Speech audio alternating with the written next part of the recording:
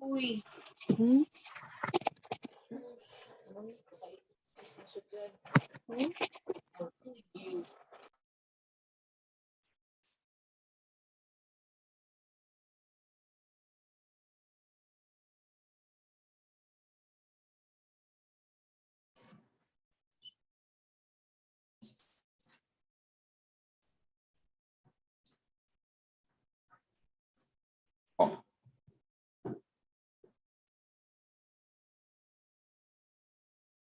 Morning, everyone. Welcome to the 2022 Mini Career Exploration Talks open to students of all strands. Today is part 2 of 3 parts. We are recording this event for prep push documentation purposes. Now let's get started. Let us all welcome our host for today, Mr. Jojo Sarte. Morning, students, speakers, administrators, teachers, and counselors. Morning, Ateneans. Welcome to your mini career exploration talks, creating your own career roadmap, part 2. I'm Jojo Sarte. My son Ethan is from 11 Angelis. I'm very excited to be here today to share this special webinar with all of you. On behalf of our Grade 11 Push Council, thank you so much for making it. Before we go to our talks, as always, let us begin with a prayer. It will be led by Ms. Pixie Nepomuceno, Grade 11 Push Council Secretary and CPR of 11 Garnet. Pixie? Good morning. Let us pray in the name of the Father, the Son, the Holy Spirit. Amen. Lord, thank you for this wonderful day that you have given us. Your good and your mercy endures forever. We humbly ask you to shower our speakers today of your greatest inspiration so that they may share the most of their knowledge, heart, and soul to their respective topics. May this event become remarkable and impactful to enlighten the minds of the students so that they may be encouraged and determined in achieving their desired and chosen career. May you send forth your Holy Spirit to guide us always. We commit to you this event. In your mighty name we pray, amen. Saint Ignatius of Loyola, pray for us. In the name of the Father, the Son, the Holy Spirit, amen. Thank you so much, Pixie. Hello again, everyone. Good morning to all dads and moms who are listening in. I know this is a point in time in our lives with our kids where we try to figure out what could be best for them. Perhaps what's more important is how we guide them to figure out what's best for them. And so today's part of that process. I hope you'll find this helpful. I hope your kids will find this helpful. And I'm sure that we at Push will be able to find it helpful for us as well. So I'm glad you all made it today. Relax. If you have coffee or if you need to have breakfast, please go ahead and do so and listen to our online career talks. If you're interested in hybrid electric vehicles, I'm with Toyota, so a little bit of shameless plug. Please let me know. Corolla Cross, Altis. We have RAV4 also, and Camry, of course. So just let me know. I'm here. Thank you very much. Little bit of shameless plug from my end. Thank you. Kailangan pang kumitang tatay ko. Let us all first welcome our Assistant Principal for Formation, Miss Maria Jennifer Concepcion, for opening remarks. Ma'am? Good morning, and thank you for inviting me. I am happy to be here this morning as some grade 11 students continue to explore possible careers. In the sessions organized by the guidance counselors together with the push last quarter, the students listened to the points shared by the guests chosen based on the interests of those in each strand. These mini CAREC sessions prepared by the parents will guide the students further in their discernment. When we were younger, our dream was to be like our parents. Eventually, the characters or personalities we saw in cartoons or shows we watched and stories we read influenced us to be like them. By next school year, you, our grade 11 students, will be thinking more seriously about what would you like to do in the future as you choose your course and school for college.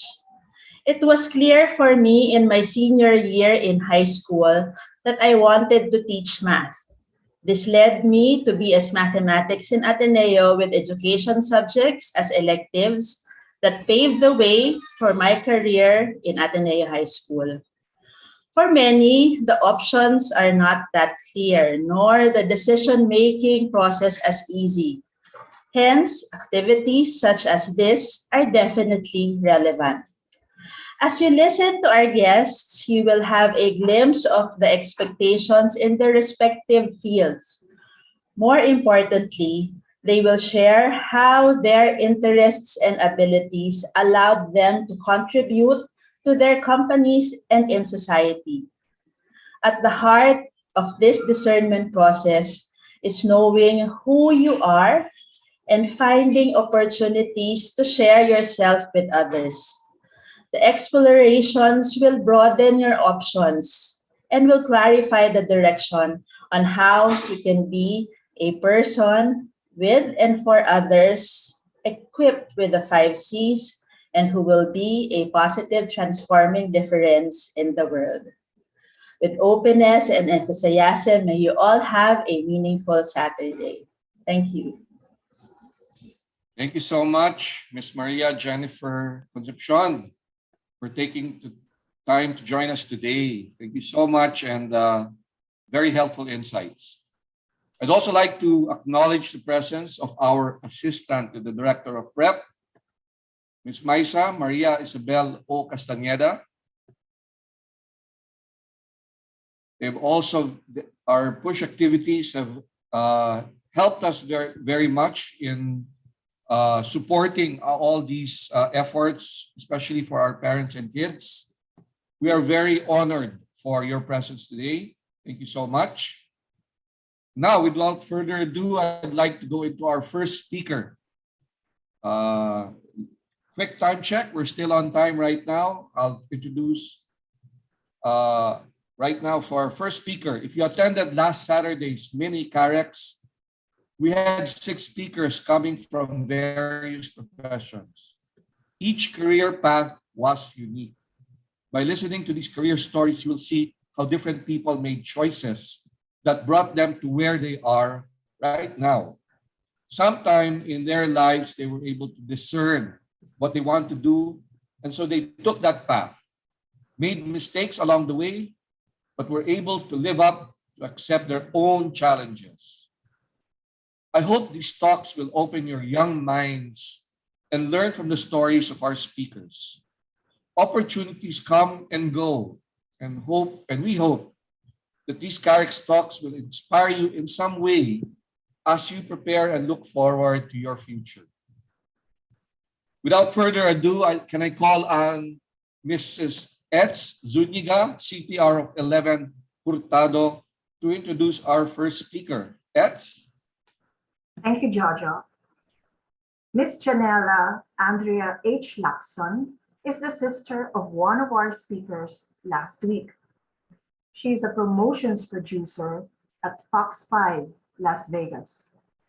In 2015, she finished her undergraduate degree of Bachelor of Fine Arts in Film and Television with a minor in producing at the New York University.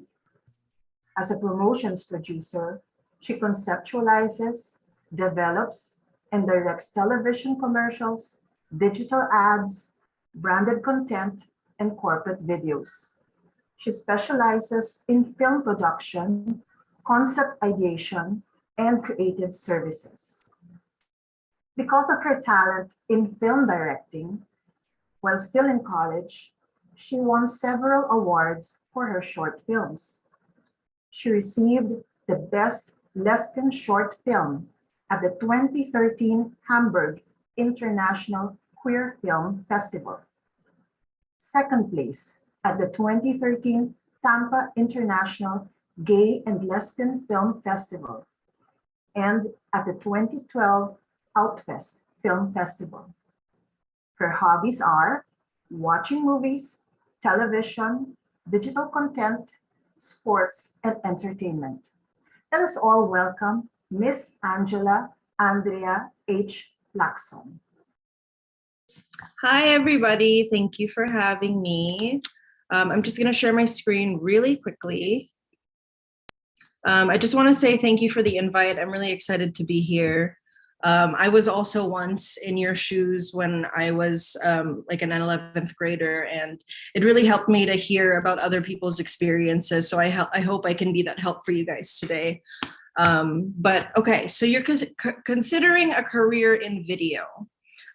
Just moving forward, I want to talk about my experiences because, you know, video is a very, very broad field and everyone has different experiences. And when I was your guys' age, I really learned from just listening to like what other people have been through and seeing their path and their journey to get where they are. And that's what I'm going to do with you guys today. So again, there are many options in videos this day and age. It's a great time to consider a career making videos. I mean, growing up, I thought it was like films and television lang, but at this point in time, there's just so much content out there, including like social media, TikTok, Twitter, YouTube. There's so many shows that we see on TV now that have started as YouTube series. So it's just a very, very vast landscape for video right now. And in addition to that, you know, the profession is always changing.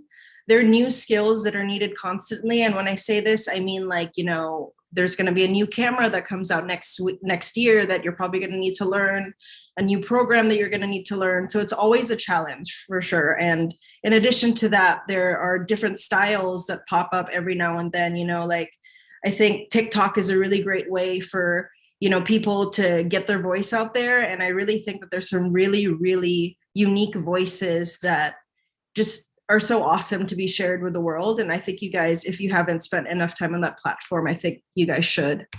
Then another thing about working in video is like, try to learn as much as you can. Don't put yourself in a box. And when I say this, I speak from experience because when I was your age, I was like, I want to be a director lang. Like, that's all I want to do. But right now in the position that I'm in, I'm basically like a producer, editor, director. And this is because I learned all those skills over time. So it's just great to be a sponge at this age and really, you know, if someone asks you to do something that you're not so familiar with, I would just say, just go do it. Because the only thing that you can do is learn from it. Okay, and my fourth tip about starting a career in video is like, you should be up to date on the latest movies, shows, and trends. Be online, be on social platforms, watch everything from tasty videos to, you know, stuff on YouTube, sports content. There's just so much out there. Always be a student and, you know, learn from what people are doing so you could eventually do it better. And I just wanted to talk a little bit about the stuff that I'm doing now or the position that I'm in now. What do I do exactly? So I create station image, community event, and sponsorship promos. We also have this show called the Fox 5 Surprise Squad, where we surprise people in the community with either money, or like we'll give them a car, or we'll give them tickets to see the Raiders. It's just like a weekly or bi-weekly show that we do over at the station. In addition to that, I do sports promos, and because our station is the official broadcast home of the Las Vegas Raiders, if there are any football fans here. So in addition to that, my day-to-day, like what do? I just came from work right now. What did I do today? I shot a couple shots for a promo that I'm doing. I edited some topicals, I write scripts, I do the logs, which is basically like you're programming for an entire day and placing the commercials manually in each time block. It's actually pretty fun. But I wanted to start on what I'm doing now and kind of work my way backwards, because I think that what's important here really is how I got to this point. You know, like I didn't think that I was going to be an editor. I didn't think I was going to be like working in Las Vegas, but you know, it's all about the journey.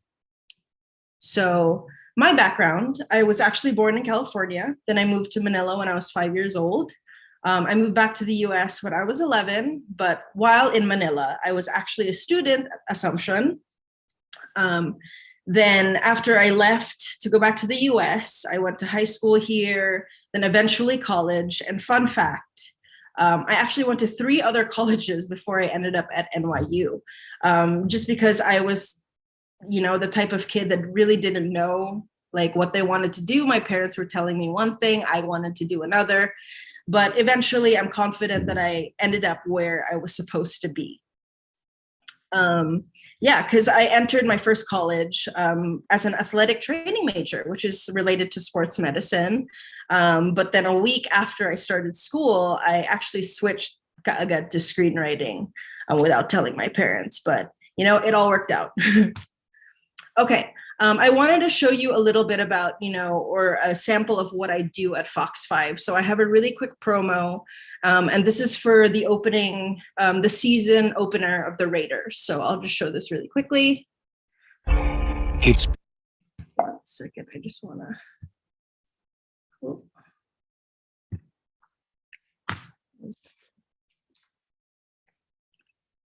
Okay.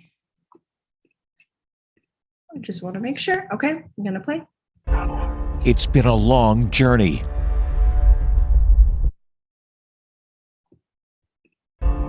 It's been a long journey.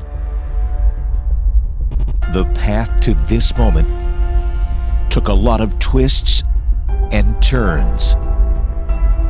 What emerged was a lot of heart and passion. In that time, we grew stronger. Now, the past meets the future.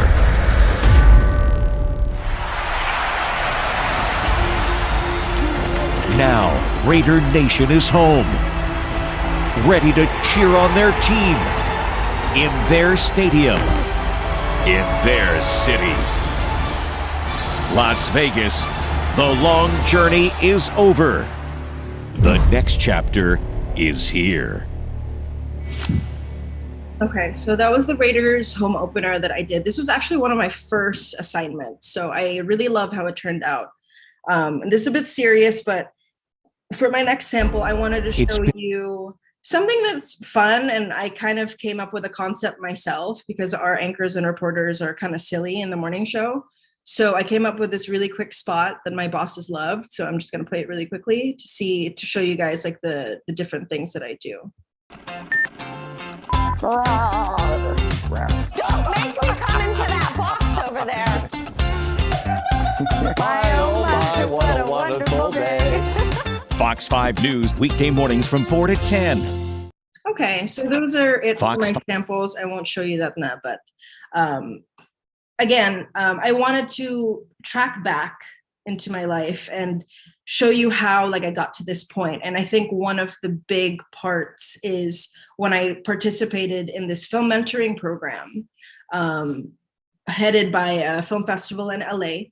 But I mention this because I know that there are many film labs in the Philippines. I know that Cinemalaya has one. I think it's Q City or Q Fest, which is in Quezon City.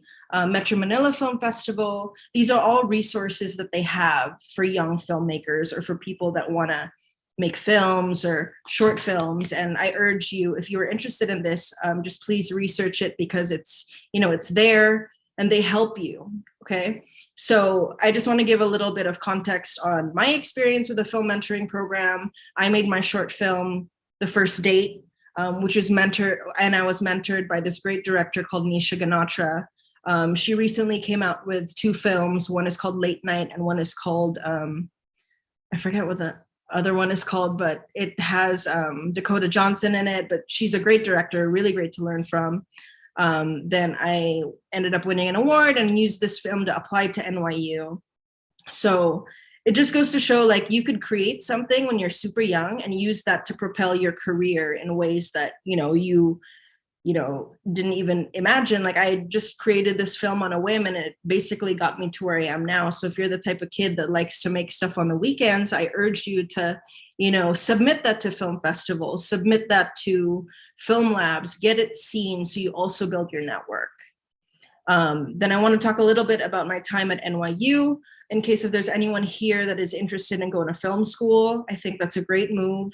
I know a lot of parents and people are kind of like hesitant about it, but to be honest, I was too. But my mindset was like, you know what, I love doing this. I am really good at it and I'm just going to make it work. So I transferred in as a sophomore, concentrated in directing with a minor in producing, made a thesis film that went to the Cannes Short Film Festival or Short Film Corner. And my important point about film school is that this gave me the chance to build my network. I mean, being a creative in general, it's so important that you do this and you meet people and you stay in contact with them and you use them for, well, not even use them, sorry, but like you end up, getting jobs from them. And I just think that it's a very underrated skill to have, being able to create that network and to use it to your advantage. Also, I wanted to, one second. Okay. And I want to talk a little bit about my early job history, because I know you guys are going to be going to college and you guys are going to be getting your first jobs. I'm just going to be upfront. I did not like my first job, and I think that's totally normal, naman. Like, you guys are going to have jobs that you don't like, but the thing that you get out of that is that you learn what you want to do. Yeah, you learn what you want to do, you learn what you don't want to do. And that's what I got out of it. But when you guys are in college and you have your academics and you have some free time, I really urge you to intern. Okay, like if you are interested in a career in video, I know that there are plenty of production companies in Manila that love interns, because I have worked for a handful of production companies and I've met some great interns. One of the interns I've actually given a job to eventually, but the whole point of doing this is so you learn the skills, you meet new people, and you build your network. I mean, that's basically the point of interning.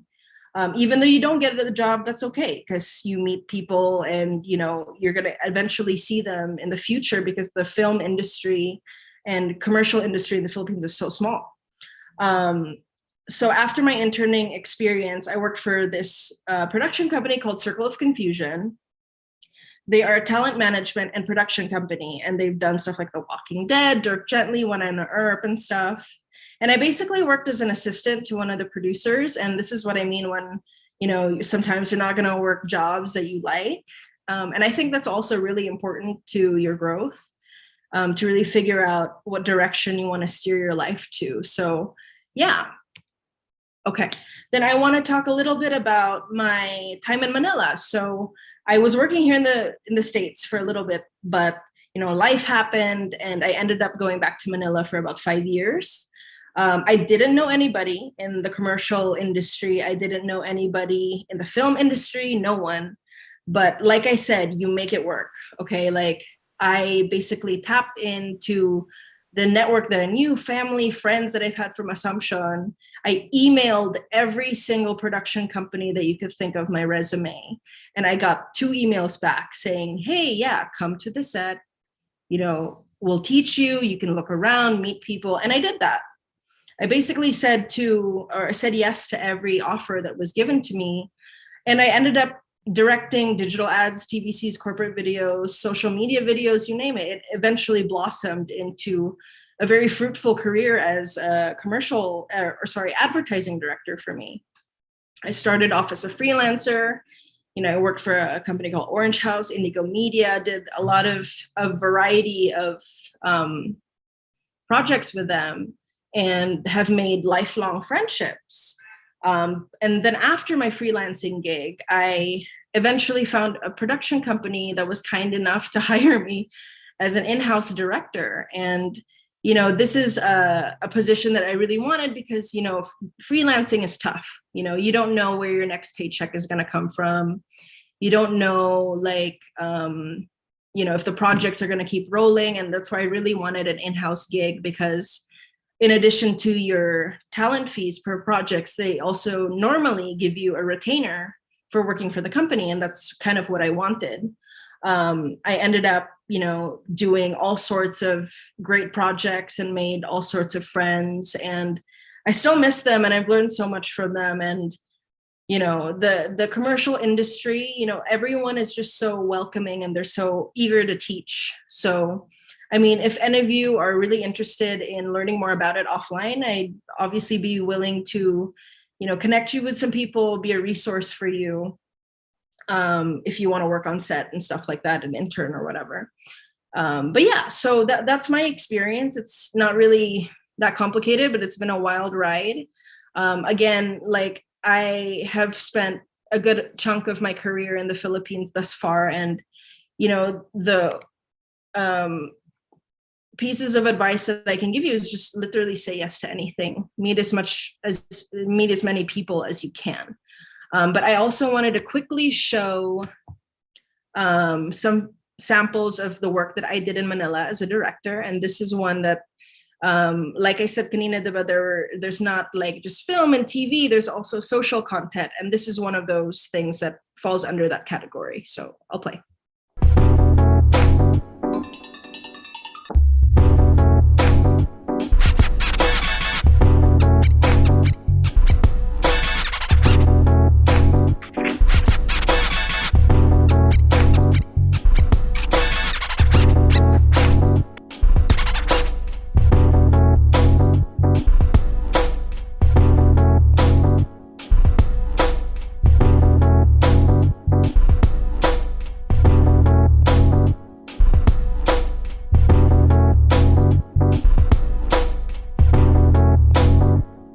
Okay, so that was my first sample. For the second sample, I wanted to show you guys something a little bit more on the TVC side.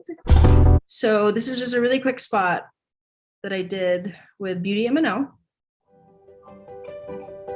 Okay, let's do this.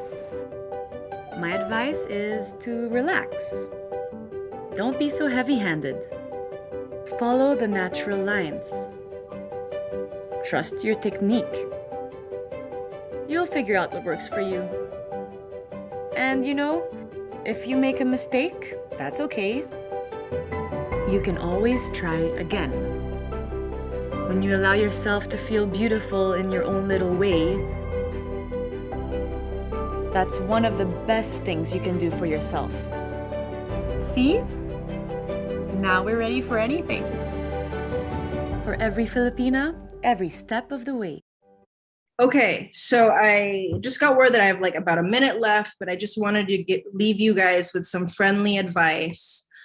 First of all, your college major, don't pressure yourself. It's totally normal to switch midway or figure out that you want to do something else. That's what college is for. And secondly, opportunities will come if you put yourself out there. Like I said, my parents were really worried, Nala, do you want to really major in film? Walang pera dyan or whatever. But hey, I made it work, and you guys can too if your passion is there, if that's where your interests lie. I totally believe in you guys. And next is learn different aspects of making videos. Don't put yourself in a box. Edit, light your own shots, cinematography, acting, sound design, anything under the sun. All of that is just going to benefit you in the long run. So even if it kind of scares you, just do it. Next is pick a career that you enjoy, that fascinates you. My career fascinates me every day. You know, I learn something new. I'm just like a natural consumer of content. I love movies, I love TV shows, and it just, you know, this career was meant for me and I made it that way, you know. Next is create a network, meet people, put yourself out there, apply to these film labs, do your research. Next is use LinkedIn. I always tell people this, but LinkedIn is such a great resource to see the positions that you might want to apply for, so you can kind of get ahead of the game and really see, you know, anong kailangan ko for this position and work your way towards that. And last two, but have a website for your work as a creative. If you're someone who likes to make videos on the side, just have everything in one spot. So when you apply to jobs or when you show people, you already have just that one resource that you can just, you know, hand over. And lastly, I promise I'm almost done, constantly create, build your voice. And this is so important because when I was young, I tried to be a filmmaker like Quentin Tarantino or like Martin Scorsese, but you just got to be yourself, you know, and that's what's going to be marketable in the long run. And thank you guys so much. I know I'm running a bit over, but I'll be here until the end if anyone has any more questions. Again, please use me as a resource because so many people have helped me, and I want to be that for you guys. So thank you. Okay. Thank you so much, Nella. You're welcome. Thank you. A lot of very, experience there actually in your talk. Thank you so much. I'm pretty sure the kids will be digesting it a lot. In fact, you have a lot of questions, and we're going to have to field them later during the course of the talk. I like the fact that you're talking about your own experience, and it's a great mix of what you went through both here and in the US. So I think a lot of the questions actually it's a mix of that. So we'll get to that later. So I have a lot of questions already for you, but I'm still reminding everyone, if you still have additional questions for Nella, please do so in the chat box. And then we'll go through that later on. In the meantime, I'd like to go to our second speaker, Colonel Francis Anthony M. Coronel. And so I'd like to ask Attorney Ferdy of our CPR of 11 Hurtado. Attorney Ferdy, please go ahead and introduce our second speaker. Thank you, Jojo. Good morning, everyone. Colonel Francis Anthony M. Coronel is an Army officer of the Armed Forces of the Philippines and is currently assigned as the Executive Officer of the Office of the Deputy Chief of Staff for Financial Management. Colonel Coronel earned his Bachelor of Science degree from the Philippine Military Academy and is a holder of 3 master's degrees in Public Management from the Ateneo de Manila School of Government, in Development Security from the Development Academy of the Philippines, and in National Security Administration from the National Defense College of the Philippines. He likewise completed a leadership decision-making executive course at the Harvard University in USA. His military schoolings include the Scout Ranger Operation Course, the Special Operations Team Training, Intelligence Officer Course, the VIP Protection Course, the Field Artillery Course, the PsyOps Course, Controllership, and Advanced Course in Combat, among many others. Among his many significant assessments and assignments, he also served with the Presidential Security Group protecting the former President Benigno Noynoy Aquino Jr. When he is not busy protecting the people and the state, he spends his time scuba diving, playing golf, and listening to his music list in Spotify. Let's all give a warm welcome to Colonel Francis Anthony M. Coronel.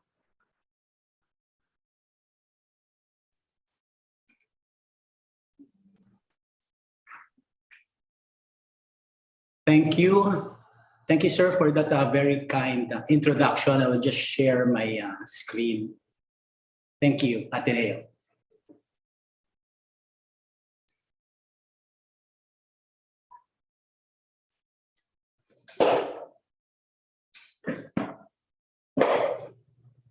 While sharing, I would like to greet everybody, the faculty, the parents present, of course, the students, the target audience who will listen this morning. I heard you are 331 strong, the Atenean students.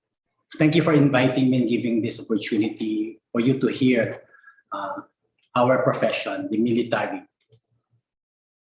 May I ask if you can see our screen already? Yes, sir. Okay, thank you. I will start. Again, I'll be explaining what the military profession is all about. I'm an Army officer. Those of you who would like to be part of the military profession, please listen for a while. It will be very short. As I go along with this talk, I will show you some videos, pictures. If you see yourself inside it, well, this is the profession for you. So my guess is if you are 331, let me compute it. 40% of you maybe is already decided, meaning your parents already told you or mentored you on what to do. That is good. At this point of time, if you are decided you want to become a lawyer, doctor, architect, engineer, that's good. At least you already made a decision. So allow me, please listen to what I'm going to say. I will not argue on that decision. I'm happy that you already arrived at a decision on what you would like to do with your life. Because for me, it's important that at this point, you already know what you will become. Maybe 30% of you, if you are 331, I compute it, around 99, no, is still deciding. Meaning, if it's an examination, you already have different multiple choices. A, you would like to become a doctor. B, a lawyer. C, an architect. Or D, an engineer. No, it's good at this point that you already have choices. No? You are already deciding. You have limit the choices on what you want to be. No? That is good at this point if you belong to this 30%. For some of you, maybe 20%, if you are 331, that is 66, maybe around 66 of the students is undecided, meaning you already have a number of choices. A, doctor. B, lawyer. C, blank. D, blank. So for those of you who are still undecided, so please listen. Maybe later on you will try to put in letter C there after this lecture. So I hope this would help. My talk would help you to come with a decision. And maybe, just maybe, 10% of you really don't know what to do. If you are 331 strong, the students, 33 of you really don't know what to do, meaning you have no choices. Still waiting for signs, no? Signs from heaven, signs from your girlfriend, signs from your parents. No? So you really don't know what to do. Waiting for your crush decision, what she will take or he will take, and you will join him or her. So you are part of that 10%, or maybe you're just confused as of this time. You really don't know what career you're going to take. Or maybe some of you don't care. So I hope after this lecture, the 10% of you who really don't know what to do, maybe this is the calling for you, the military profession. No? Being a military officer. So with that as my introduction, I would like to again bring back the profile, no? My educated guest profile of 100% of the students. So where are you here in this profile? Are you with the decided group, deciding group, undecided, or don't know what to do? So you should thank Ateneo for coming up with this career exploration. This is the right forum for you to come up with new choices. But regardless of where you are here in this profile, whether you belong to the 40%, 10%, at the end of the day, when you graduate from high school, you will come to a decision. You have to decide what to do with your life. Whether you become a lawyer, architect, doctor, you will come to a decision. Whether you will inherit your father's business, you will work with your mother's clinic, you will come to a decision. So allow me to help you. I will share to you my motivation why I joined the military profession, the Army, the Philippine Army. And this could be yours. If you want to make your mother cry, well, I think this is the profession for you. You can see the mothers in the picture. They are not weeping. These are not sadness. These are tears of joy. Joy that their sons or daughters have joined the military. When I entered the academy, my mother cried. When I graduated, she cried. When I got promoted, still crying. And when I see her, visit her, even tomorrow or today, she will cry.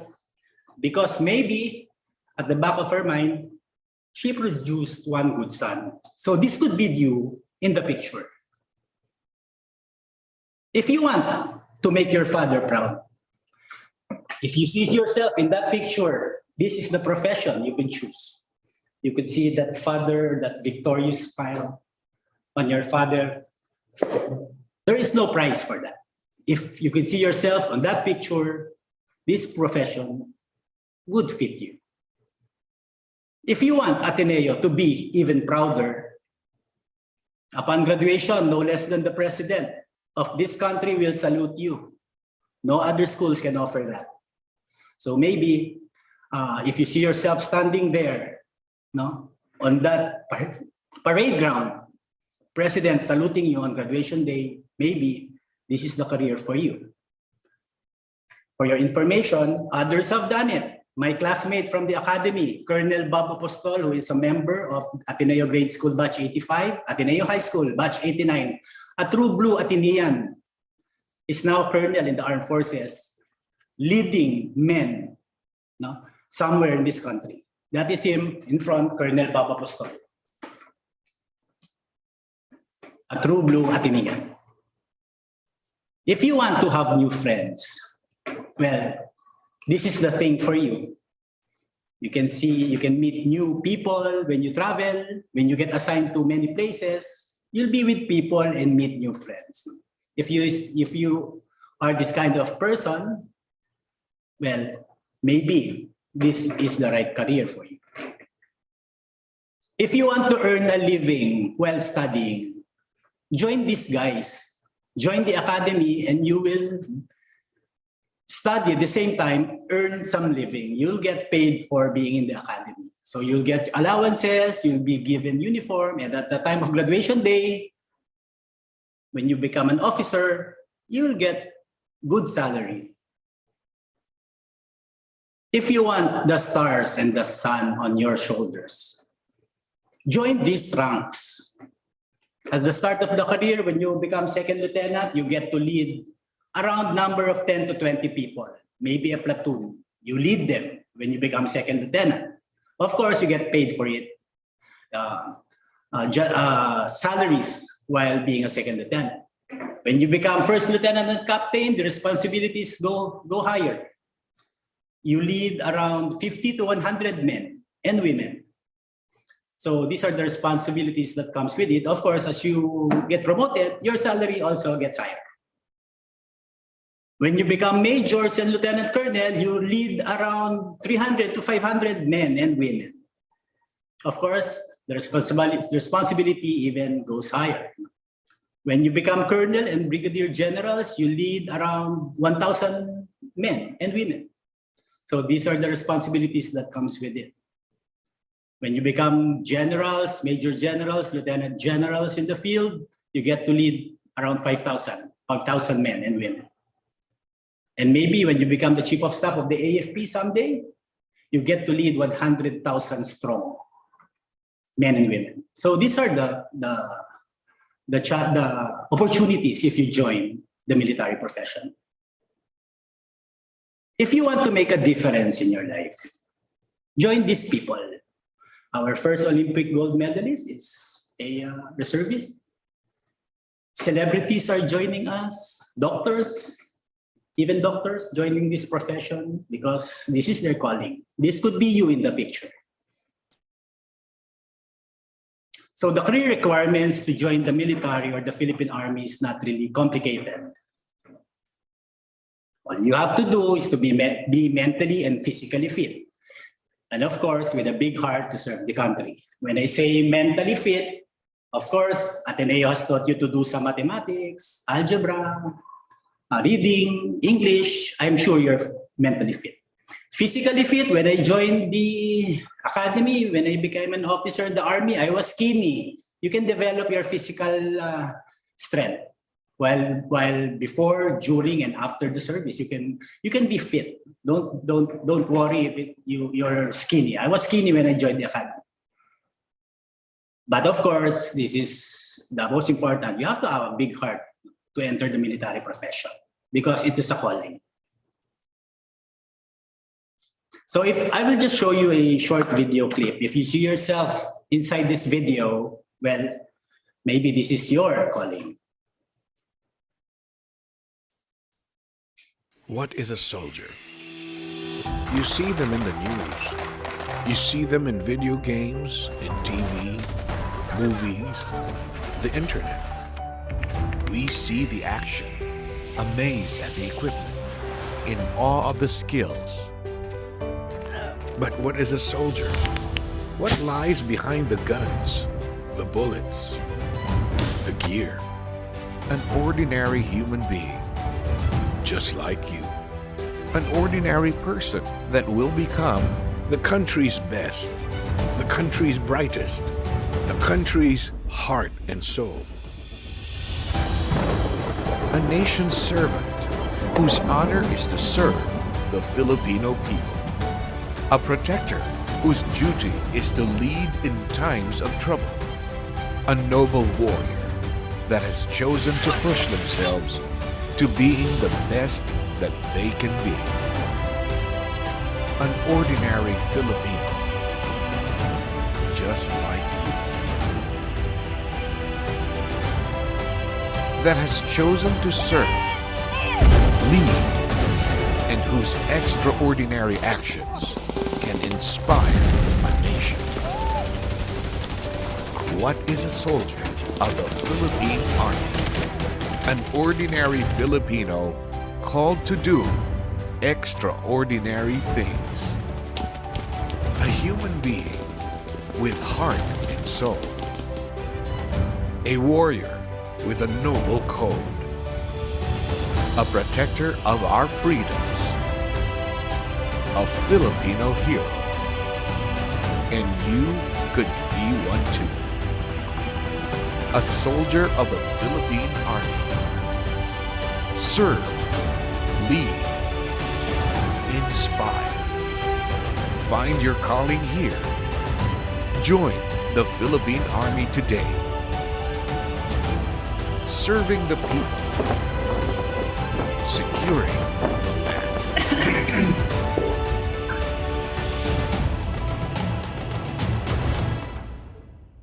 I hope you enjoyed that.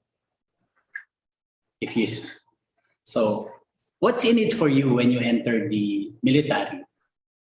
Well, I'll just show you some pictures. If you see again yourself inside these pictures, well, this is I think you can find satisfaction in this profession. So what's my career satisfaction? Of course, in this chosen career of mine, you can work hard and play hard. During trainings, it might seem very hard, but it is really very fun doing trainings. You get to learn new people, new friends, try new challenges, and you can overcome them. All training you can really overcome them if you really have the heart for it. If you want to lead men and be behind enemy lines, fighting, so that our parents could sleep well at night, well, this is the career for you. If you see yourself on those lines, well, I'm happy, maybe, if you join this kind of career. You join the Special Forces, the Scout Rangers, but of course, it's not all fighting. If you want to do or jump from an airplane or helicopter, this is the career for you. It may seem frightening, but no. Of course, we will let you use the parachute when you jump. It will take some skill, but eventually you can do that. If you want to do community work, you don't want to be behind enemy lines, you want to do community work, you join the medical profession in the military. You be a medical doctor, you become a military engineer and build bridges or houses, even help during disasters. If you have a heart for teaching, you can join the training command and go where teachers could not reach these kids. You can just see on their faces using, maybe this is the first time they saw a cell phone, these kids. If you look at the left side of the screen, you teach older people use gadgets. Maybe this is the first time that they see a laptop. So if this is the fact, this is the thing that you see yourself in, well, I'm happy. Congratulations if you feel that you're inside this picture. If you see yourself doing training with other countries on the lower right of the picture, well, that is very challenging when you do training with the Americans, Australians, our allied countries. If you see yourself part of community development, helping people, well, the military profession could fit you.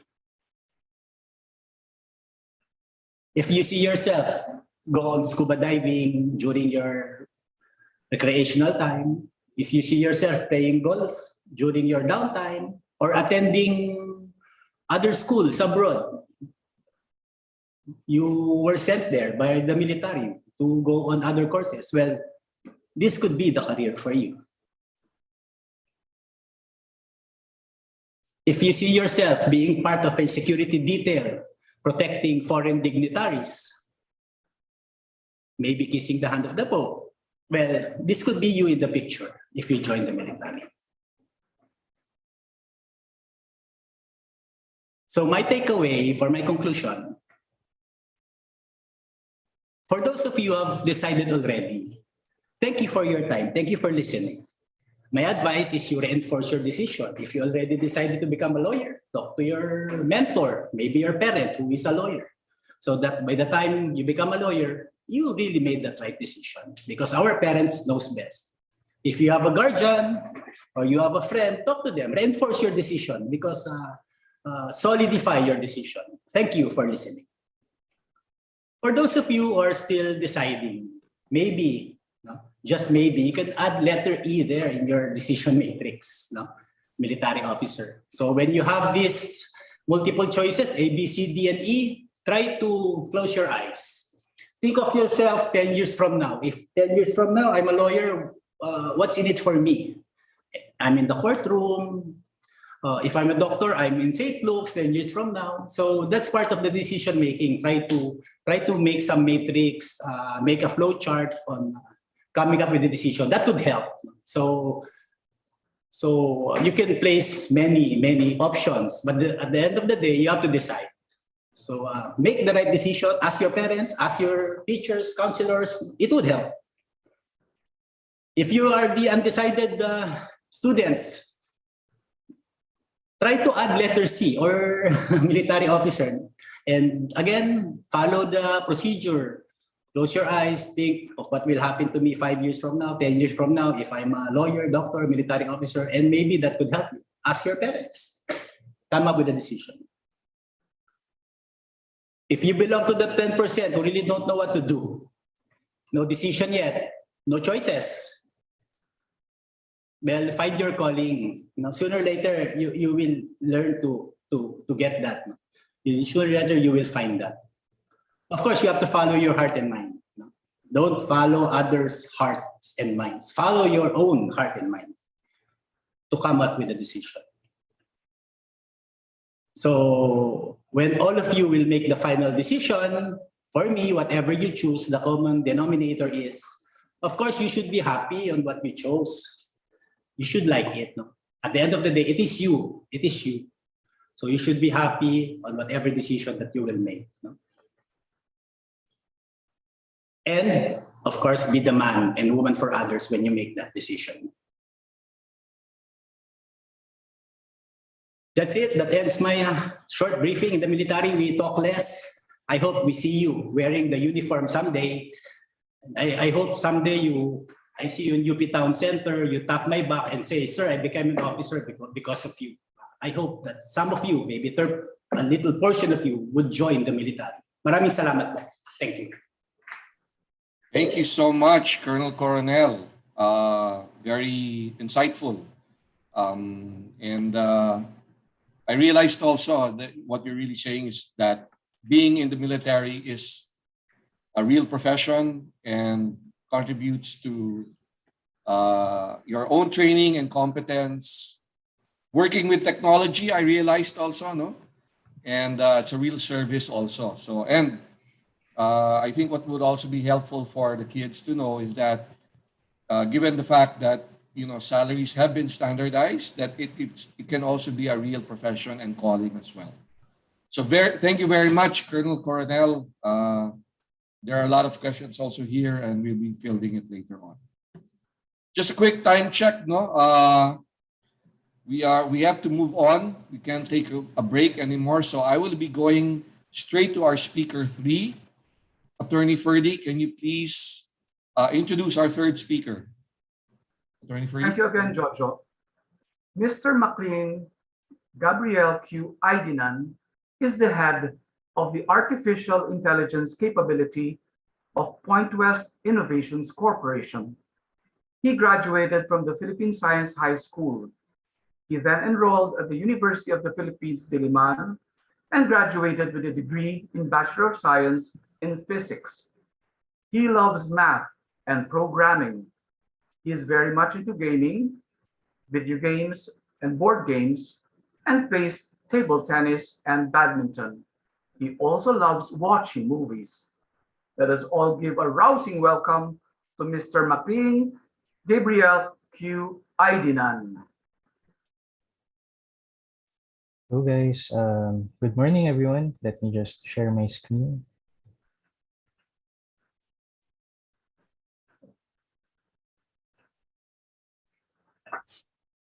Okay, so again, thank you for inviting me also. So it's exciting because we've just seen 2 talks, and we've seen already the huge variety of career options that we have. And I'm just going to add just another variety to the table, which is artificial intelligence. So just something about me, I'm actually a schoolmate. So I graduated from the Ateneo de Manila Grade School before I transferred to the Philippine Science High School for high school. And then I transferred also again to UP Diliman for college, and I took BS Physics as you heard from the introduction. And just to add to that, I'm currently taking my master's degree in UP Diliman also in computer science. So just something about my work. I work at Point West Innovations Corporation. It's a Filipino IT company. And my position is I'm heading the artificial intelligence capability. And I've already been there for 7 years. It's actually my first job. And you heard about my hobbies. Just to add to that, I recently discovered wall climbing because there's a wall climbing place near where I live. Okay, so artificial intelligence. What's artificial intelligence? The basic definition is the ability of machines to perform complex tasks that typically require human intelligence.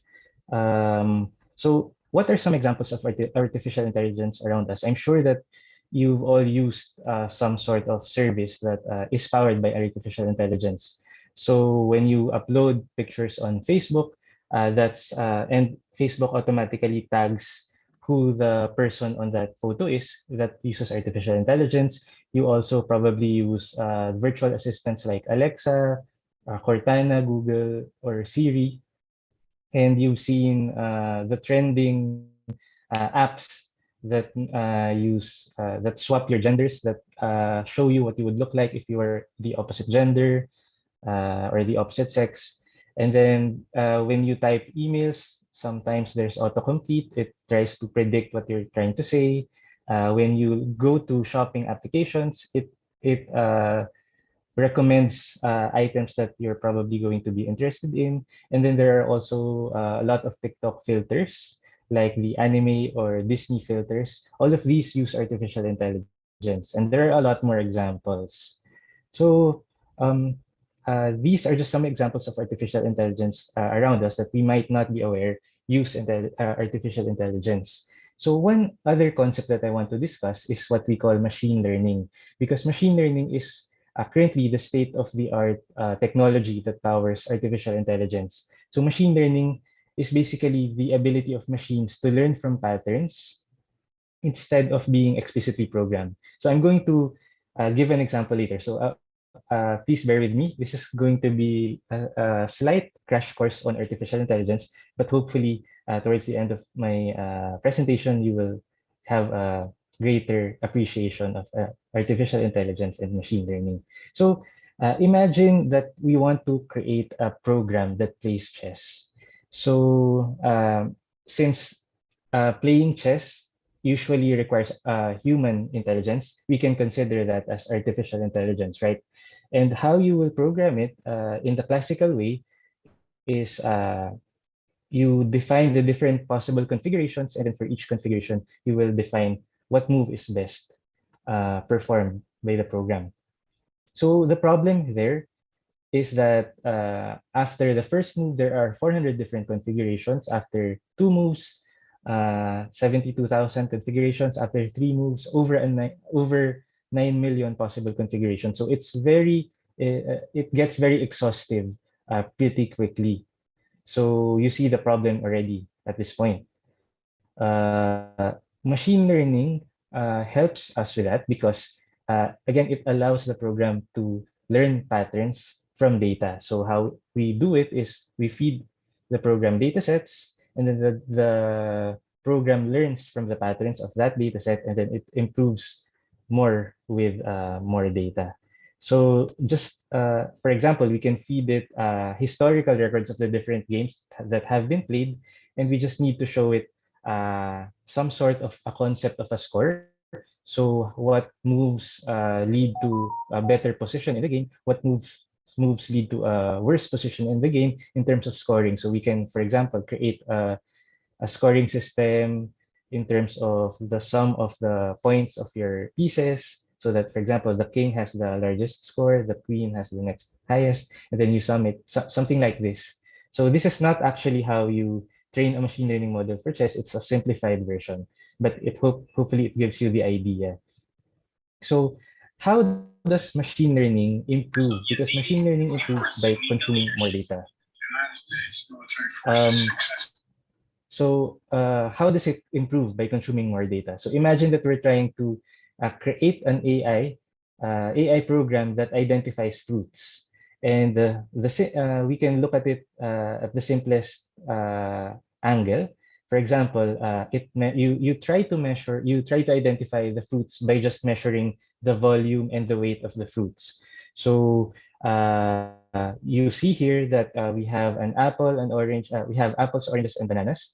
And when you have unknown fruits and then you measure the volume and weight, and then you try to plot those, you see that there's some grouping. So the apples, the red dots here are close together, the oranges are close together, and then the bananas are close together. So if you have another fruit that you don't know yet, or the program doesn't know yet, it will try to see to which identified fruit it's closest to. So for example, this gray dot, it wants to know what kind of fruit this is, and it's closest to an orange. So it will try to predict, it will identify that fruit as an orange. But as you gather more data, let's say you collected more fruits and then you plotted them here, you see that the unknown fruit actually is closer to an apple. So this shows you how machine learning, which powers artificial intelligence, improves in what it does with more data. And this is just actually one of the simplest algorithms in artificial intelligence, which is what we call the K nearest neighbors. Actually, within artificial intelligence, there are a lot of algorithms that are being used. So this is the core of what you're going to be dealing with when you have a career in artificial intelligence. So in artificial intelligence, there are a lot of different areas. We have, so these are just some. This is not an exhaustive list, but we have computer vision, which allows machines to see and interpret the surroundings. We also have natural language processing, which allows machines to understand human language. And we have all these other areas that I won't be talking about, but the idea is that there are a lot of different areas within artificial intelligence. And just to give you some examples of what we've done in my company to solve some of our clients' biggest problems. So we've actually created a product which does intelligent document processing. So you just take a picture of a document and it automatically identifies what type of document you took a picture of, and also automatically extracts the contents of the documents into structured format. We also did chatbot and voice bots that can understand Filipino language. So it's able to understand English, which is probably common already to a lot of chatbots and voice bots. But what's unique about this is it's able to understand Tagalog and Taglish, and we're also working on expanding the supported languages to even the local languages like Hiligaynon, Ilocano, Cebuano, etc.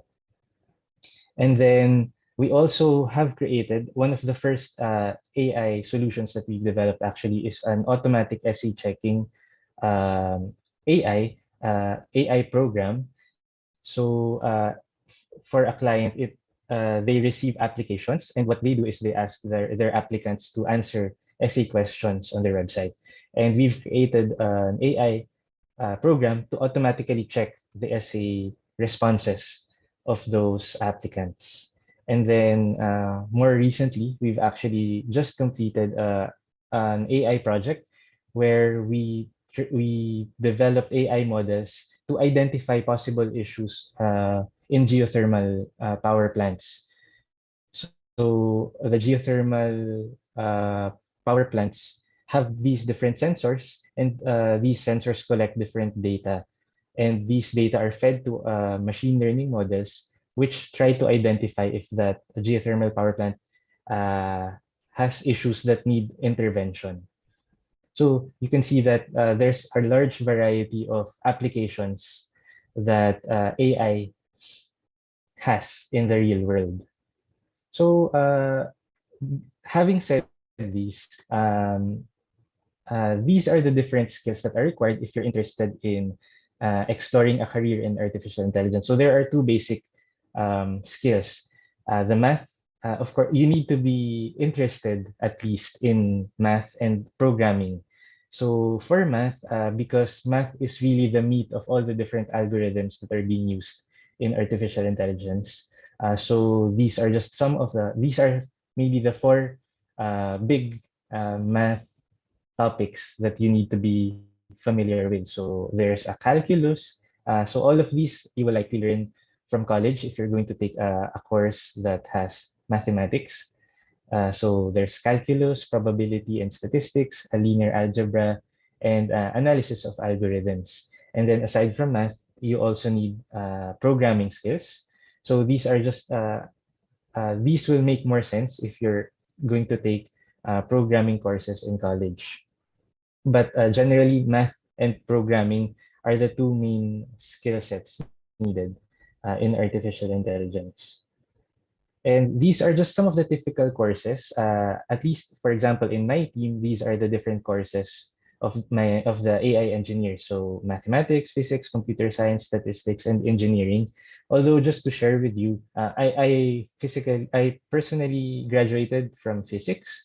But when for example, I do hiring, what matters more to me is that they pass the exam regardless of the course that they graduated from. So the topics that I mentioned earlier, the math fundamentals and mostly the math fundamentals. That's what I try to assess their aptitude in when I look for new members in my team. So having said these, I'd like to talk about some of the recent developments in AI that have had great impact in our society. So when you go to malls, some of the malls actually you might notice they already employ artificial intelligence. So they display screens and a camera, and you can see yourself on the screen, and you might notice some of these can already determine if you're wearing a mask or not. So this is a good application of AI because it's able to automatically identify um, those who do not follow these protocols. And these are scalable because you can deploy these in a lot of different locations without having to have a person just manually checking for compliance at every location that you want to monitor.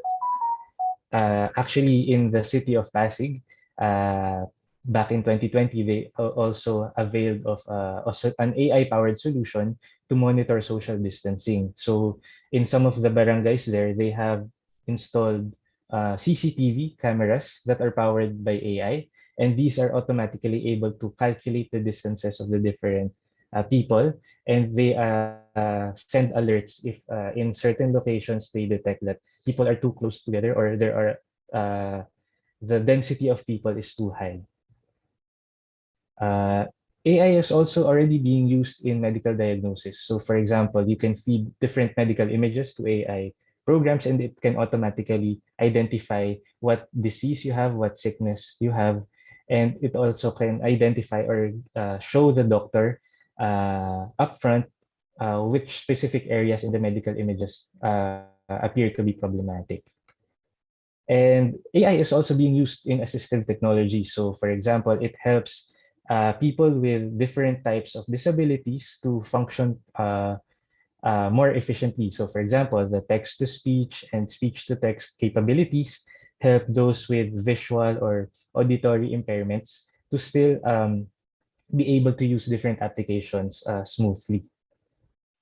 And you've all probably heard of self-driving cars that are now always in the news. So there are cars that can drive by themselves. They can interpret what they see, and they are able to decide just like a driver would regarding the safety of the different decisions when you drive. I want to end with this, why AI and why I personally also chose AI as my career.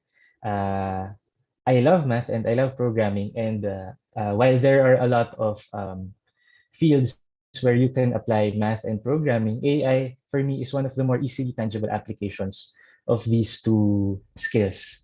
And then AI is actually also being called the next big thing in the field of information technology.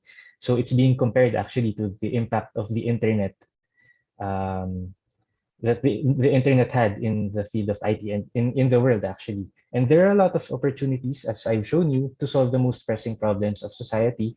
And AI also is able to help humans do things more quickly and more efficiently. And that ends my presentation. Thank you. Thank you very much. Thank you so much, Mac. Before we proceed, I'd like to acknowledge the presence of Father Bert. He just joined us. Father Bert, are you here? Thank you so much for your support. The Director of Prep and the mentor of the CPRs. Thank you so much, Father Bert. Now, we'll go to a quick Q&A for our first three speakers. Can I request Colonel Coronel, Nella, and Mac to open your video, please, so that we can see you.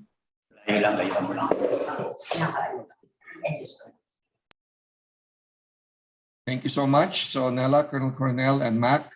We have a couple of questions here now. So I'll start with Colonel Coronel. I mentioned a while ago regarding salaries and being a profession in the military.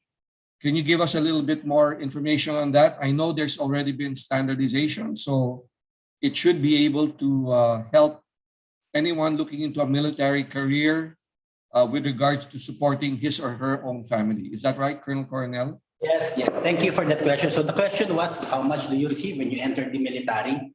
When you become a cadet of the Philippine Military Academy while studying, you receive more or less around 20 to 30,000 with allowances while studying because you're a full government scholar. Uh, the, the, the country pays you to learn things in the academy so that when you graduate, you pay back the country and serve this country. So when you become second lieutenant up to general, the standardization pay and allowances almost is at par already with some corporate offices. Right now, I'm a full colonel and I don't like to tell this on screen, but I received somewhere around 80 to 100. Please don't tell my wife. So, just kidding. When you join the military, when you become second lieutenant, you earn more than 20,000. You earn when you become majors, become generals, you earn more. So you can start a family, buy a simple house, buy a car. You can do, you can start a family with this military service. You just cannot beat really when you of course when you join a business corporate big business. Of course we cannot beat that because in the military we are not after the salary because it's not an employment really, it's public service. So that's why I am not pushing for them to join us. If you really have the heart to do public service, this is the right career for them. Thank you. Thank you so much, Colonel Coronel. Let me move on to Nella. Nella, there were some questions regarding scholarship. I know you went to NYU, and some of the kids are interested in looking into studying abroad, primarily in your field. What can you say about that? Yeah, I can only speak from my experience and when I was actually applying to college.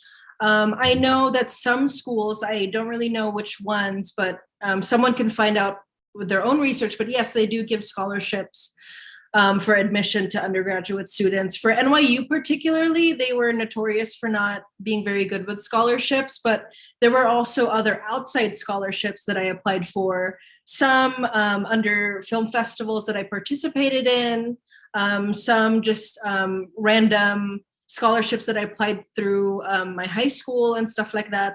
Pero I know that the colleges mismo, yes, they have provisions for scholarships for international students. I can't really name the particular schools, but if a student would be interested in a particular school, I suggest maybe just looking on their website and all the resources will be there. Thank you so much. Let me do another follow-up on you, sure. Nella. There's a question around the stability of being in this kind of field, especially here in the Philippines. Can you kind of give your insight on that? Sure. First and foremost, I understand people's hesitations about being a creative in this industry, especially a video profession. But like I said during my talk, I really do believe that there's just so many different opportunities for video available, especially in Manila right now. Like I was a freelancer for a long time, and yes, it was a bit difficult to, live from paycheck to paycheck, but it's something that, builds character and something that builds you towards getting a salaried in-house position, if that's something that your students might be interested in. But there's also ways of like, you can PA on this set, you don't have to necessarily jump into the pool being a director. You can work as a PA and, earn a little bit of money there, be a wardrobe assistant and just be on set and learn. Especially as a fresh grad, I think that's a huge asset to just, get your feet wet, take as many jobs as you can. And in that regard, I don't think that, the cost aspect or the money aspect of it is as intimidating as it may seem. Yeah. Thank you so much, Nella. Yeah, thank you so much. No problem. Mac, my next question is for you. I think everyone needs to know that Point West is a full Filipino company, and it's very exciting that Filipino companies are getting into this field. Now that you're in that field and it's more Filipino companies are getting into it, Do you feel that at some point there will be more and it'll give more opportunities for our kids here to take up something in math or statistics or in programming? What is your fearless forecast there, Matt? Yes, definitely. So AI actually is starting to become a huge thing. Actually, I think when I was in college, there wasn't any course directly for those that want to enter the field. But now I've heard that there are courses like data science in UP Diliman. There's already a course specifically for artificial intelligence and machine learning. And so that will naturally lead to more Filipino companies showcasing the Filipino IT talent. Okay, thank you so much, Mac. Colonel Coronel, I have one more question for you. There are some, if they are considering a career with the Philippine Army, they've heard about people going to West Point. Yes. Do you have any insights on that? Okay. When you take the exam in the Philippine Military Academy, those who passed with flying colors in the entrance examination, they are candidates to be sent not only West Point but other academies around the world. You can go to the Royal Academy in Australia, in UK, in Thailand, so in Japan, in Korea. So not only in West Point. So if you belong to the upper group who took the examination and you are a candidate to go to West Point, I think Maryland also, Annapolis. So you could do well. In fact, our cadets now at West Point, at Korea Academy, Japan Academy, they're doing good. They're doing good. And then after graduation, they come back here to serve us. Just for some example, President Fidel V. Ramos is a West Point graduate. No, just for example. And there are many more. The former Secretary of Transportation, I forgot. He's a West Point graduate. So many cadets went to West Point or other schools, really shine when they reported back to the country. So yes, to answer that question, they can go to West Point, they can go to Japan Academy, they can go to Korean Academy, the Royal Academy in Australia, in UK. All our allied countries we have quota. We have quota if you belong to the upper group. Usually when Ateneans take the exam in PMA, they belong to the upper bracket. Because I have classmates from Ateneo in the academy, they're really smart. Thank you so much, Colonel Coronel. The added question on your career, with regards to technology.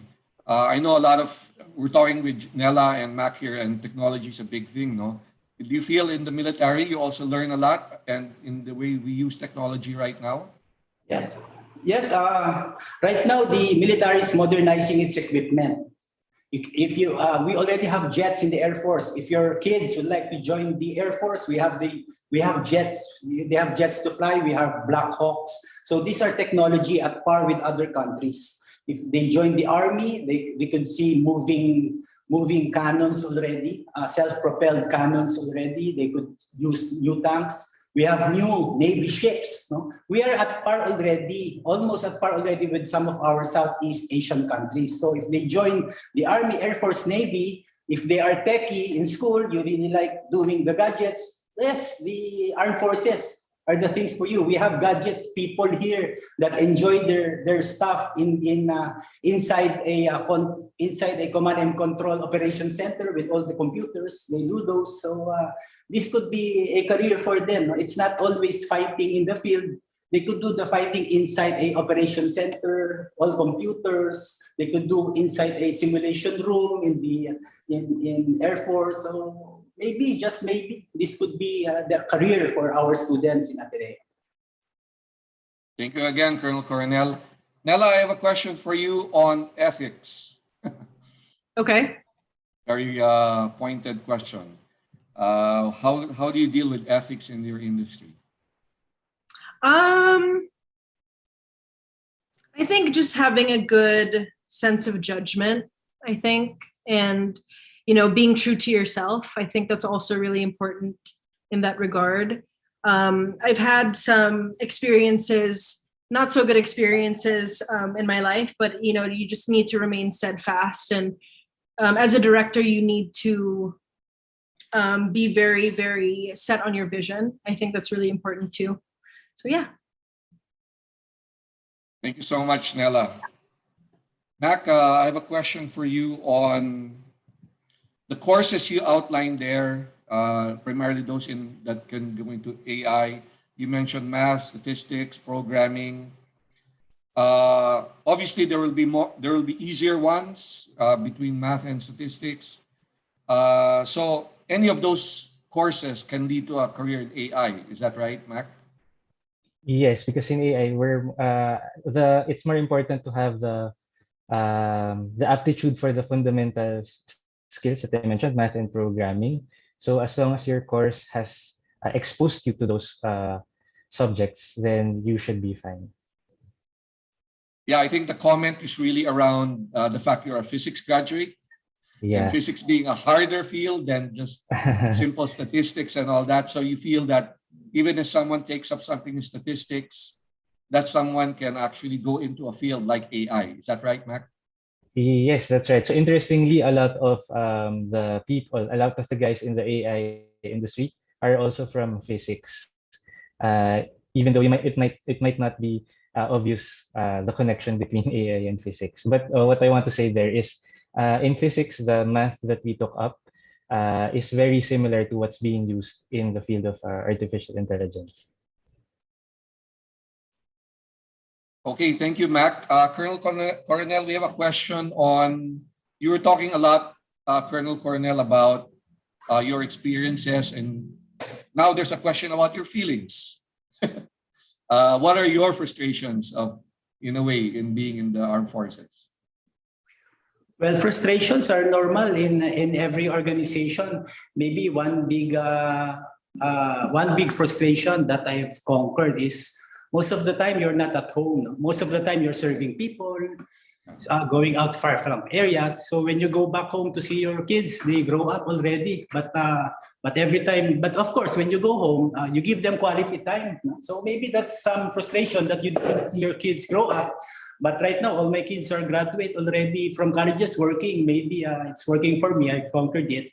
That's why, of course, when you have to guide them always, even though you're far away. So these are just the frustrations. But eventually, when you see them graduate already from college, you've conquered these frustrations. No? But in the service, I have no frustration. I'm happy serving the Philippine Army. I'm happy wearing this uniform. No? These are the things. That's why during talks, I tell children, there are things that you cannot buy in UP Town Center. No? Like this uniform, you cannot buy it and wear it. If you want to wear it, join the military and call of profession of arms. Then maybe. No? I hope that some kids will join us. By the way, I forgot the name. It was Secretary Junabaya. Also a graduate of US Academy who came back, served, then became a secretary of Department of Transportation. So going back to your question a while ago. So then again, I have no frustration in the surface. Maybe yun lang, frustration in the family because I did not see my kids grow up. But I saw them. It's good that we have social media already. Thank you so much, Colonel Coronel. I'll stay with you. Any final, any lasting impressions you'd like to share with the kids, with the parents? Yes, to our students, no, I hope that you always ask your parents. Parents knows best. No? When before I joined the academy, I followed my friends. I joined political science, the other school, LaSalle School. I joined political science because I was told by my friends, let's go to political science because most of the cute girls are there. So I followed that. But eventually, when I think my life is not going, I followed my parents. So my takeaway for our students, our parents knows best. Let's ask them, follow them, yung mga mentors natin, guardians, uncles, if you have, no, you listen to them. No? You will not go wrong. Follow them. That's my takeaway. That's all, Ateneo. Thank you. Thank you so much, Colonel Coronel. Mac, any more lasting thoughts you'd like to share with the kids? Yes, so maybe One advice I would like to echo some of the other speaker said. Maybe just try to to imagine what you would really enjoy doing when you pick a career, because when you do that, you can't go wrong. You're doing what you love for a living, and that's what to me matters the most. Thank you so much, Matt. And can I close with you, Nella? There's a question on how long does it take to be an apprentice, Sure. to slug it out with there before getting into the next level. Great. And then can you leave us with some of your last impressions? Thank you. Sure. I'll start by answering the question. Being an apprentice, I want to just talk on this. My apprentice that I had when I was there in Manila. He also graduated from Ateneo, a fresh graduate. And he was actually dating my cousin, who was my next door neighbor at the time. And I didn't know him at all, but he came to my house every weekend asking questions, really putting himself out there, and really made an impression on me. And when there was an opening in my company, I immediately said, you know what, this kid, he's curious, he's hardworking, and he has talent. And the thing that really benefited him, in my opinion, is that he came into the job with different types of samples and different types of work that he did over the years. So I really think that if you are a creator and you want to create videos, I think that you should get started now as soon as possible. Do stuff on your free time or in your free time on the weekends, because that'll significantly shorten the time you need to be an apprentice, because that is going to show people that you know what you're doing and that you have a voice and that you have an aesthetic. But if you feel like, you know what, I'm just going to do this when I graduate in college, I think the traditional route of apprenticeship really depends on who you're apprenticing. I know directors who work in big film production companies like Film Paprika and WYD that have apprenticed for like years, but it really depends on who you choose to spend your time with and learn from. So it's all very relative. But in terms of that, I really recommend to get creating as soon as possible. And transitioning a little bit to my words of wisdom and my parting words, you guys are going to be applying to colleges soon, picking your majors. You're going to have a lot of outside voices coming to you. But at the end of the day, I really think that it's important to do what makes you happy, because I have followed advice of people that I didn't necessarily want to do, and it made me very unhappy for a while. And then I sort of self-corrected myself into something that made me happy, and look where I am. I'm like, I'm living my best life. I'm super happy and doing what I love. So that's all I can say. And thank you guys for having me. And I wish you guys the best of luck. I know college is a scary, exciting experience, but you guys are going to have an awesome time. Just remember to take some time for yourself and, do what you love. Thank you again, Nella. Of course. So much. Colonel Coronel, thank you again. And Mac, thank you so much. We don't have time anymore for any other questions, but I think we can end with them on that point. Before we let go of our first three speakers, we'd like to present some certificates of appreciation that we will be sending to each of them. Mrs. Yas Punsalan, CPR of 11 Nakaura, will do the honors. Yes? Yes, thank you, Georgia, and thank you so much to all our speakers.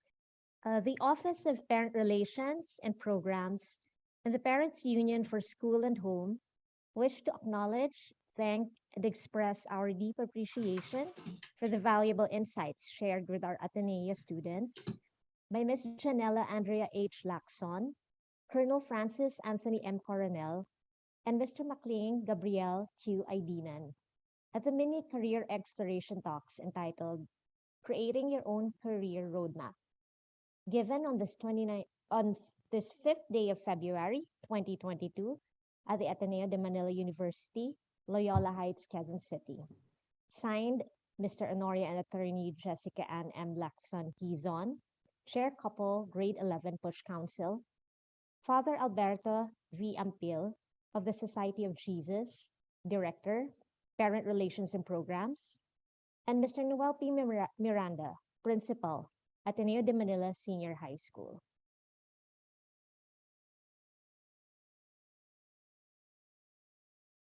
Thank you so much. Thank you. Thank you. Thank you again. Thank you so much. Yes. Can I ask you to keep your videos open so that we can take a photo up really quickly? Colonel Cornell, Nella, and there you are. Okay. Good, the center. Thank you, Mac. All right, let's take a quick picture. Okay, 1, 2, and 3. Just one more. 1, 2, and 3. Thank you. Thank you again. Thank you, guys. Enjoy the rest of your talk. I appreciate it. Thank you again, Nella and Colonel Cornell and Mac. Thank you, Now we'll guys. go Thank on you, to our everyone. second. Thank you, Mac. We'll go on to our second part, but we'll take a 2-minute break first. I'm sure after the insights we got, we all deserve a break. Thank you so much. So be back in 2 minutes, please. Thank you so much.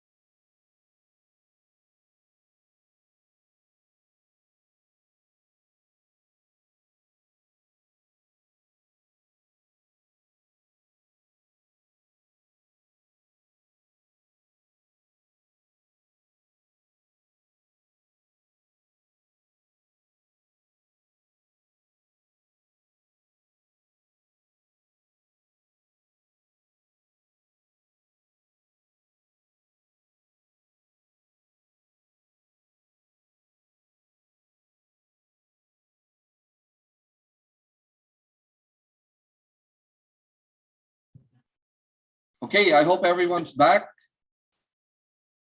Now we'll resume to our second part. We have another set of 3 speakers. Let's proceed now to that. I'd like to call on Ms. Kat Monsod, CPR of 11 Grande. Kat, can you introduce our 4th speaker, please? Thank you, Jojo. Mr. Jose Gabriel Mejia is a National Youth Council member of the World Wildlife Philippines. At the same time, he is an explorer and photographer for the National Geographic and a columnist at the Manila Times.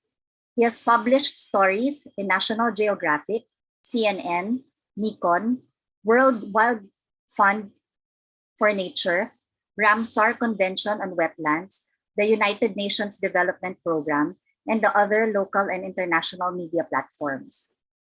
For his various environmental conservation works, he is the first Filipino to be awarded the World Wildlife Fund for Nature International President's Youth Award. He was also listed on the 2021 Forbes Under 30 list for the arts in Asia for photography.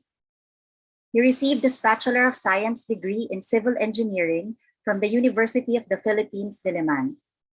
Please welcome Mr. Jose Gabriel Mejia, a Filipino conservation photographer, environmental storyteller, and engineer. Hi everyone. Thank you so much, Ateneo, Alma Mater, for having me here. It's really an honor and pleasure to be able to share stories about career, especially at a very important, informative year of your life and making decisions. I guess for the next few years of your life. Um, well, just to start off, actually. So thanks so much again, Ateneo, for having me here. Sorry, I was on mute, but it's a real honor to be sharing some stories and sharing, what you can do and make this, and hopefully inspiring you and shaping the decisions that you make for your career. I work as a freelance conservation photographer. So basically, this is what I do in the field. I will be traveling to remote places around the world and holding a camera, my backpack, food, and all the resources that I have, and documenting wildlife, nature, indigenous communities, and as well as society at large, and the problems that we're facing in the society and in the environment. And truth is, there would be times where I would be spending 15 days here on a tree house eating pancit canton, or getting your boots and shoes muddy, walking around mud, or even climbing up the tallest mountains of our planet in snow and ice and meeting up with glaciers. I never really expected this job actually when I was in Ateneo High School. So I graduated in 2014 and went to UP Diliman. I first took up landscape architecture, but I realized that kind of work wasn't really meant for me. So I shifted from landscape architecture the following year to civil engineering, which was kind of related because I was always interested in the environment. And this job has really been such a fulfilling job that I would have never really expected when I was there sitting in the classroom, because it opened my eyes and world to bigger classrooms, like the mountains, to the oceans, and even volcanoes in the Philippines, all the way to the Babuyan Islands, all the way to Mindanao, and all the different parts and islands of the Philippines. And I think this career choice actually started when I was around 13. My dad usually brought me to the mountains, and that was what really inspired me to take up a career and focus and find a career, or like trailblaze your own career in finding what you really love the most when I was young. And that was in the mountains, spending the time in the forest and the rivers and lakes with my dad. And truth is, it was only, I think, when I was turned 18, when I was when I was already in fourth year high school or senior high school, going into college, when I really found, I was really lost. I was in a position that I didn't even know what I wanted. I was just being forced by my parents to take up a profession in law and engineering or medicine or all other sorts of professions. And they never really saw, the life that you could live, or the career in the arts or in photography or in making decisions that you really want to create a life and a living for yourself and be able to at least help and create a living for society. And this cluelessness was kind of the main takeaway that I was dealing with all throughout the time, because I was still so unsure about joining landscape architecture. Did I want in STEM? Do I want to do philosophy, or take up law? There were so many factors and there were so many pressures being applied to me. And there was a point that I said, oh no, I would not want to live a bitter life choosing a career that, bitter life, choosing a career that I may not end up being happy or really fulfilled with. And this cluelessness really helped in driving that curiosity of, being inquisitive, joining organizations in UP, joining different forums like this and conferences, and really putting myself out there to really discover what I really want. And this kind of sense of exploration was really that led me to, to all these amazing places that led me to this fulfilling job. And it's a cycle, honestly. Like even till now, sometimes there are days when I would be clueless, and I just trying to reinvent myself in this career, because it was really in the discovering this passion and finding who I was in this passion that I had, that I really wanted to create. And photography became my tool in that, storytelling, visual storytelling, being able to document these landscapes, being able to create intimate relationships with people and cultures. So it really opened my eyes to the world. It allowed me to travel to more than 50 countries at the age of 25, and all around the different 7 continents, and climb the tallest mountains in Australia and Northern Africa, all the way, of course, and even exploring our own country here in the Philippines, being able to go to Bukidnon and regions like Mindanao, the Agusan, and even to the most remote landscapes and arid deserts like in the US or in Mexico. And during that time, actually in college, there were times that I had to push this job that I wanted to do. It wasn't really easy because I was forced to take up a 5-year, engineering class. And there would be days where, I would just bring my luggage. There would be a day where I would be going to school on Wednesday morning, then leave straight up to the mountains, bringing my luggage, taking my exams. And there were times where I would get messages telling, hey, you can quit now. You can take good photos. You don't need a diploma. But I wanted to challenge myself in that way, that I can, find something with engineering that I could connect with my passion in the arts and being able to tell stories.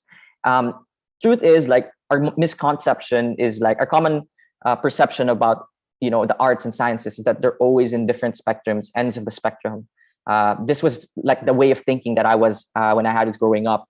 But I came to fruition that maybe you can integrate these two things that were not really thought about, that you can connect engineering and photography. Because in civil engineering, there's a branch called environmental engineering and water resources, which allows me to be able to see a more scientific perspective, a more analytical and critical perspective, and providing solutions. In this way, actually supplements my photography in a way that I'm able to perceive or see things in a different light, not just seeing beauty, but as well as seeing the fragility of our ecosystems, seeing the fragility of our environments, and being able to create real solutions in the way I tell stories or the angles that I find in this field of documentary journalism. And it's always in the in-betweens. I honestly irk and hate when we're always limited to being just one career, that you have to specialize on this. But truth is, you are, multifaceted human being with different talents and abilities that you can try and integrate, find something or discover something that would be able to actually, connect everything. Because apart from the photography, apart from the sciences, I still also do a lot of work in NGOs, being a board of trustee in the WWF, working with governments, creating films and all that other stuff, and mountaineering. So I was just trying to put in so many things in one pot, which, I never knew that there was actually a profession internationally that could actually create this living of mine through conservation photography and environmental storytelling. So I think in choosing your career, if there's anything advice, is that really diversity is your greatest strength. And it's about knowing yourself, what you really want, what you're passionate about, and pushing that into whatever direction that it can be. It can be through public health, law, or whatever you want. Because I'm not here to say, photography and traveling is the most exploration, being a Nat Geo explorer, or, traveling around the world is such a beautiful, beautiful thing, because there's a lot of hardships that's involved. There's a lot of sacrifice also involved in it, wherein you won't be able to work, to have time with family, to have time with friends. Most of the days I would be spending, like before the pandemic, I would be spending about a month only in the Philippines. And every week I would be traveling, every month I would be traveling. There was really no sense of home. So, and there's really no kind of sense of security of where you're going to end up the next month.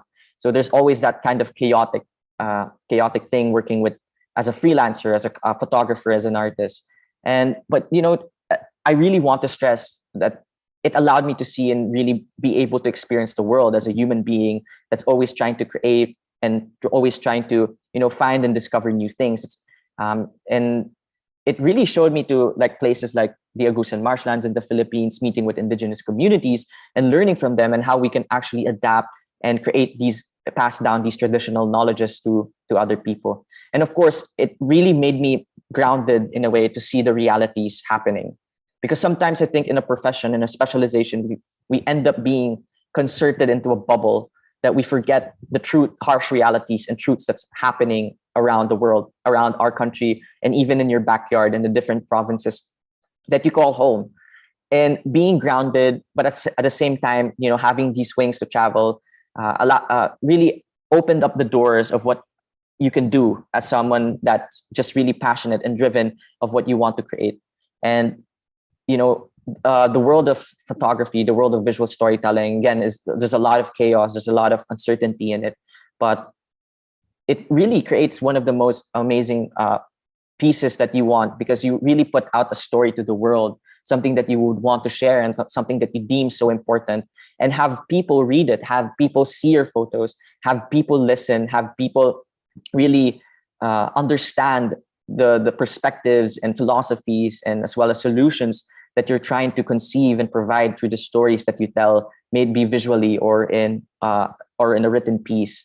And I think the job really of this photography, there's so many hats again, it's a really diverse job, that it's not just one, hey, I'm going to take photos, but there's times when you spend time with kids, some spend time with schools, universities, bringing the stories that you find in the field out there in the world and bring it back home, taking it home and making sure that other people would actually, be able to dream of this place, of these places, and protect these places, may it be through pushing a certain environmental advocacy or even working with other media platforms.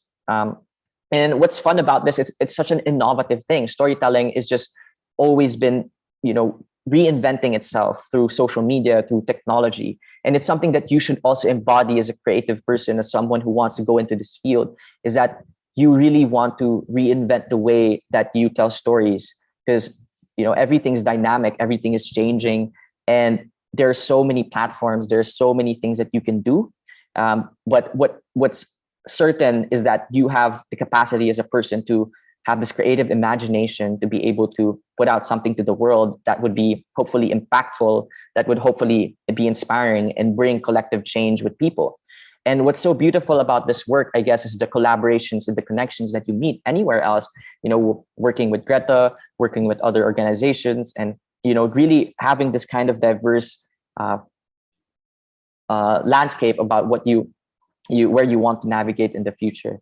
And, working with people from all around the world, from different continents, creating organizations and trying to really create meaningful work.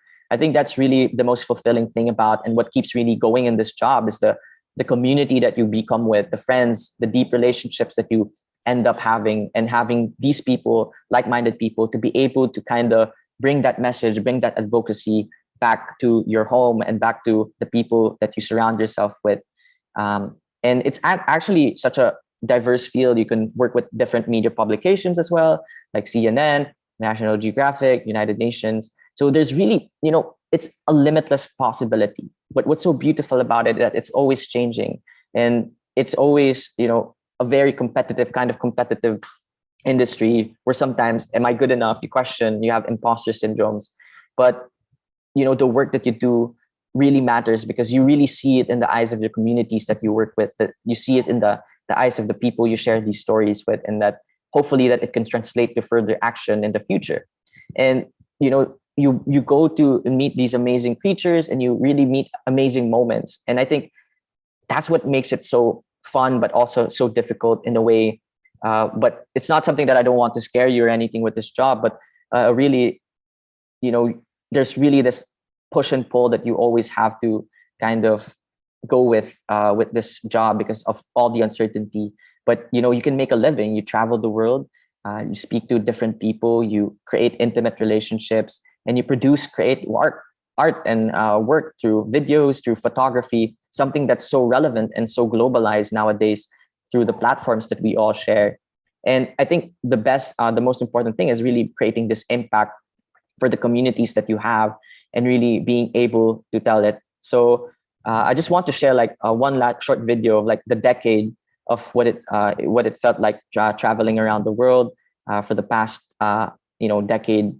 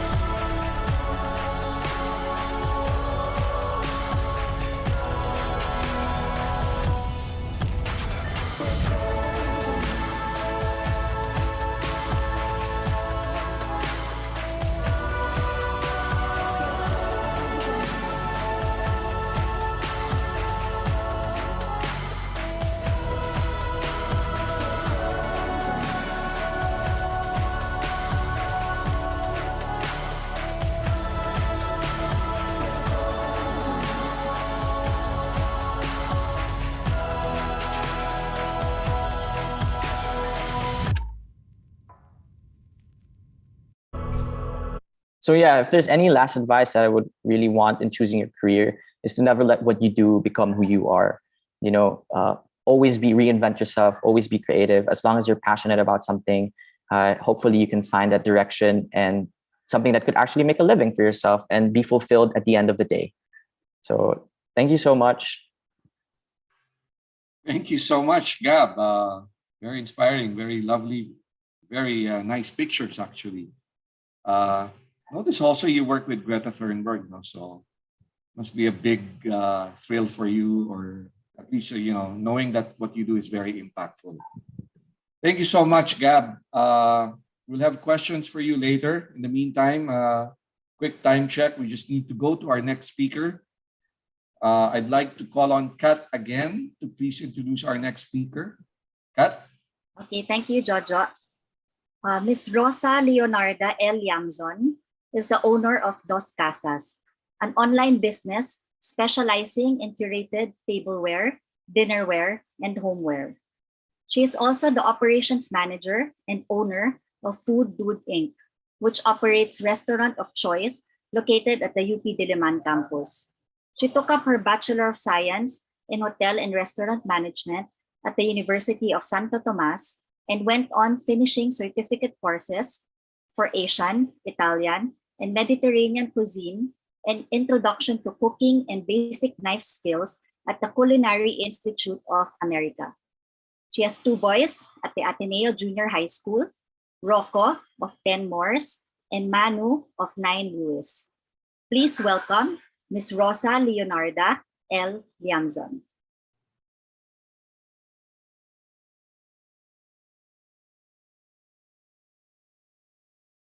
Grade 11 students of the Ateneo de Manila Senior High School, grade level council officers, the A-team, fellow entrepreneurs and professionals, good morning to all of you.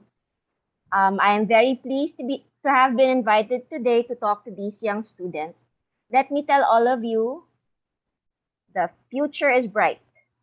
Okay, so my name is Rosa Liamzon. I'm currently operating Rock, or Restaurant of Choice, in UP Diliman. I also have an online business that sells homeware called Dos Casas PH. I am a proud wife to Dawn, who is a realtor and mother of 4 children, Rocco and Manu, both Ateneans, and Ruiz and Gita. I remember having the best years of my life in high school. I was not very into my academics, but I enjoyed every minute of extracurricular activities, cheer dancing, acting in theater productions, and joining sports tournaments in school. I guess it's clear to assume that I was the kind of girl who could not sit still. As my mom would say, you are a whirling dervish. Early on, I already had a knack for business. I had an aunt who would regularly go to the US. One time, she came home with pasalubong, a huge pack of Charms Blow Pops. I'm not sure if they still make this today, but these are giant lollipops, and as you reach the center, you find bubble gum inside. These were not available in Manila then, so I brought them to school the next day and sold them for 15 pesos a piece. I sold them in the school bus going to Alabang and the ride back after school. That was the start of many other goods that I started to sell, from bottled tuyo, which my mom would make and that I sold to the parents of my classmates, to freshly baked coconut macaroons, and to clothes from Bangkok, which I would ask my titas to buy during their trips. My career choices were the same as the extensive list of the stuff I sold. I went from wanting to become a doctor and save pets, a theater star because I loved Lea Salonga in Annie, a lawyer after watching the movie Music Box, a marine biologist because I was so interested in the habitat of the dugong, to a history major since I wanted to work for the UNCHR like my father. So what eventually led me to get involved in the food business? I absolutely loved watching the Food Network. Ming Tsai, Bobby Flay, the Barefoot Contessa, and Maril Lagas, I really enjoyed recreating the dishes I would see them prepare. I would often cook when the family had gatherings, so my relatives encouraged me to seek a career in the food industry. Also, my mom was already in the food business, operating a successful fast food chain and catering service. In college, oh, in college, I became more passionate with food. I enjoyed helping out when my mother had caterings. I would set up the buffet. I would cook the dishes.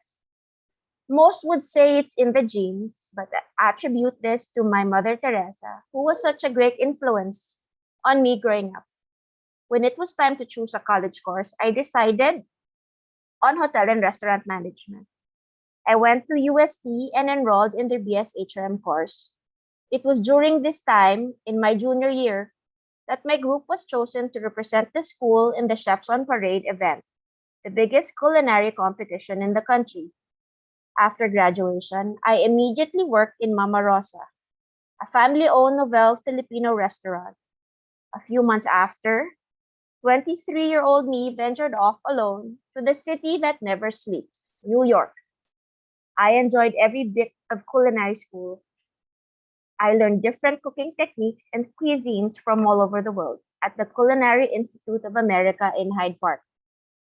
This is also where I met my husband, Don.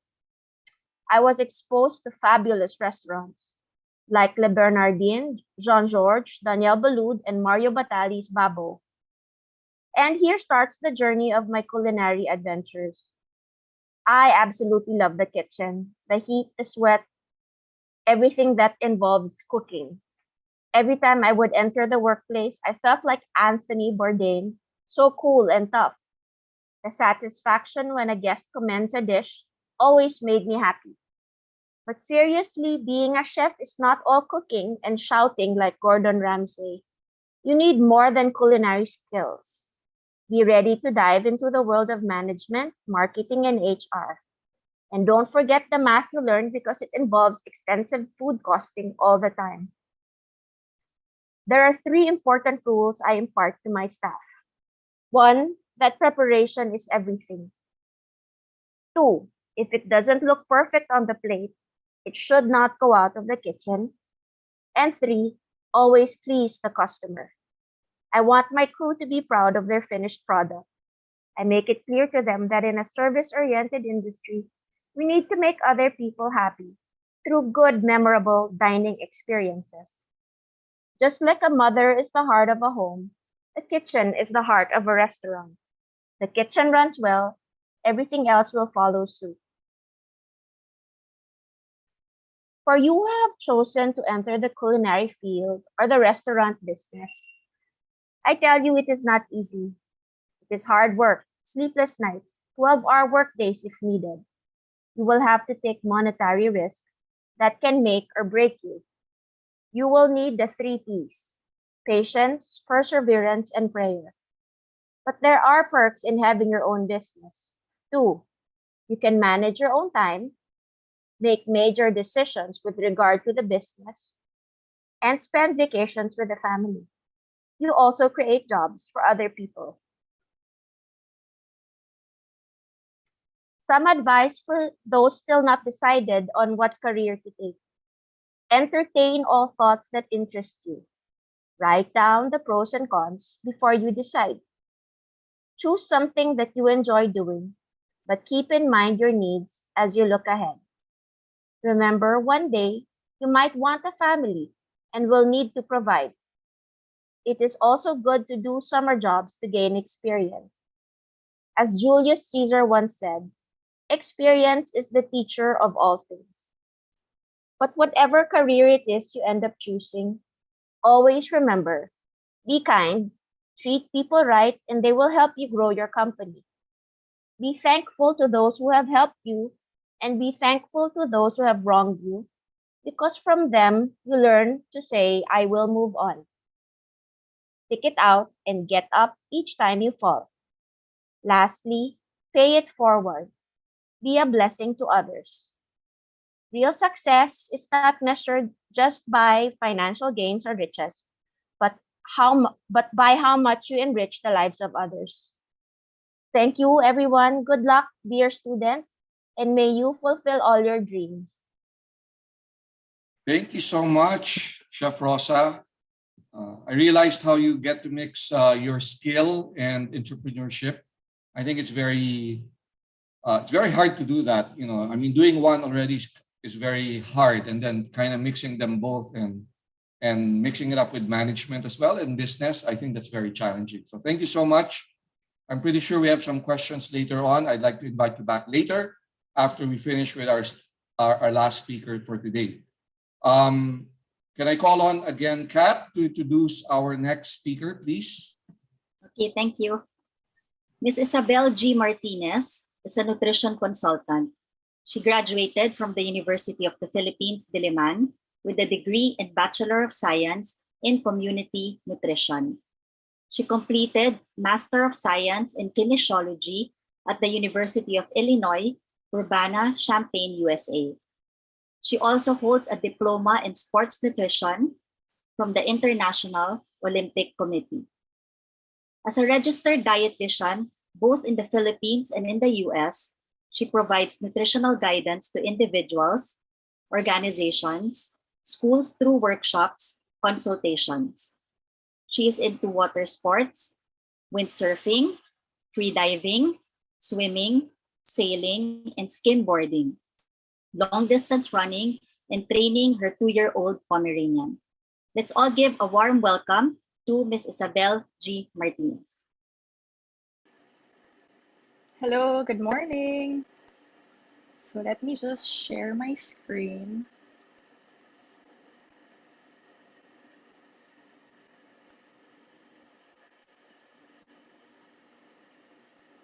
All right. So is everything clear? Can I confirm now from the hosts?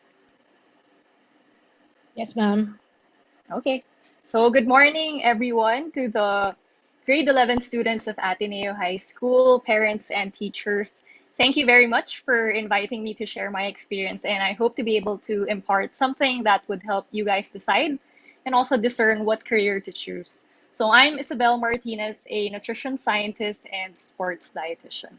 Currently, I work with a sports dietetics and extreme physiology research group as a pre-doctoral research fellow at Monash University in Australia. So I'm investigating how running for long hours impacts the gut and what that means when it comes to choosing the food that you'll eat for recovery. Previously, I worked with the Nutrition and Exercise Performance Research Group at the University of Illinois, and I looked at the effect of protein intake with strength training in terms of muscle performance.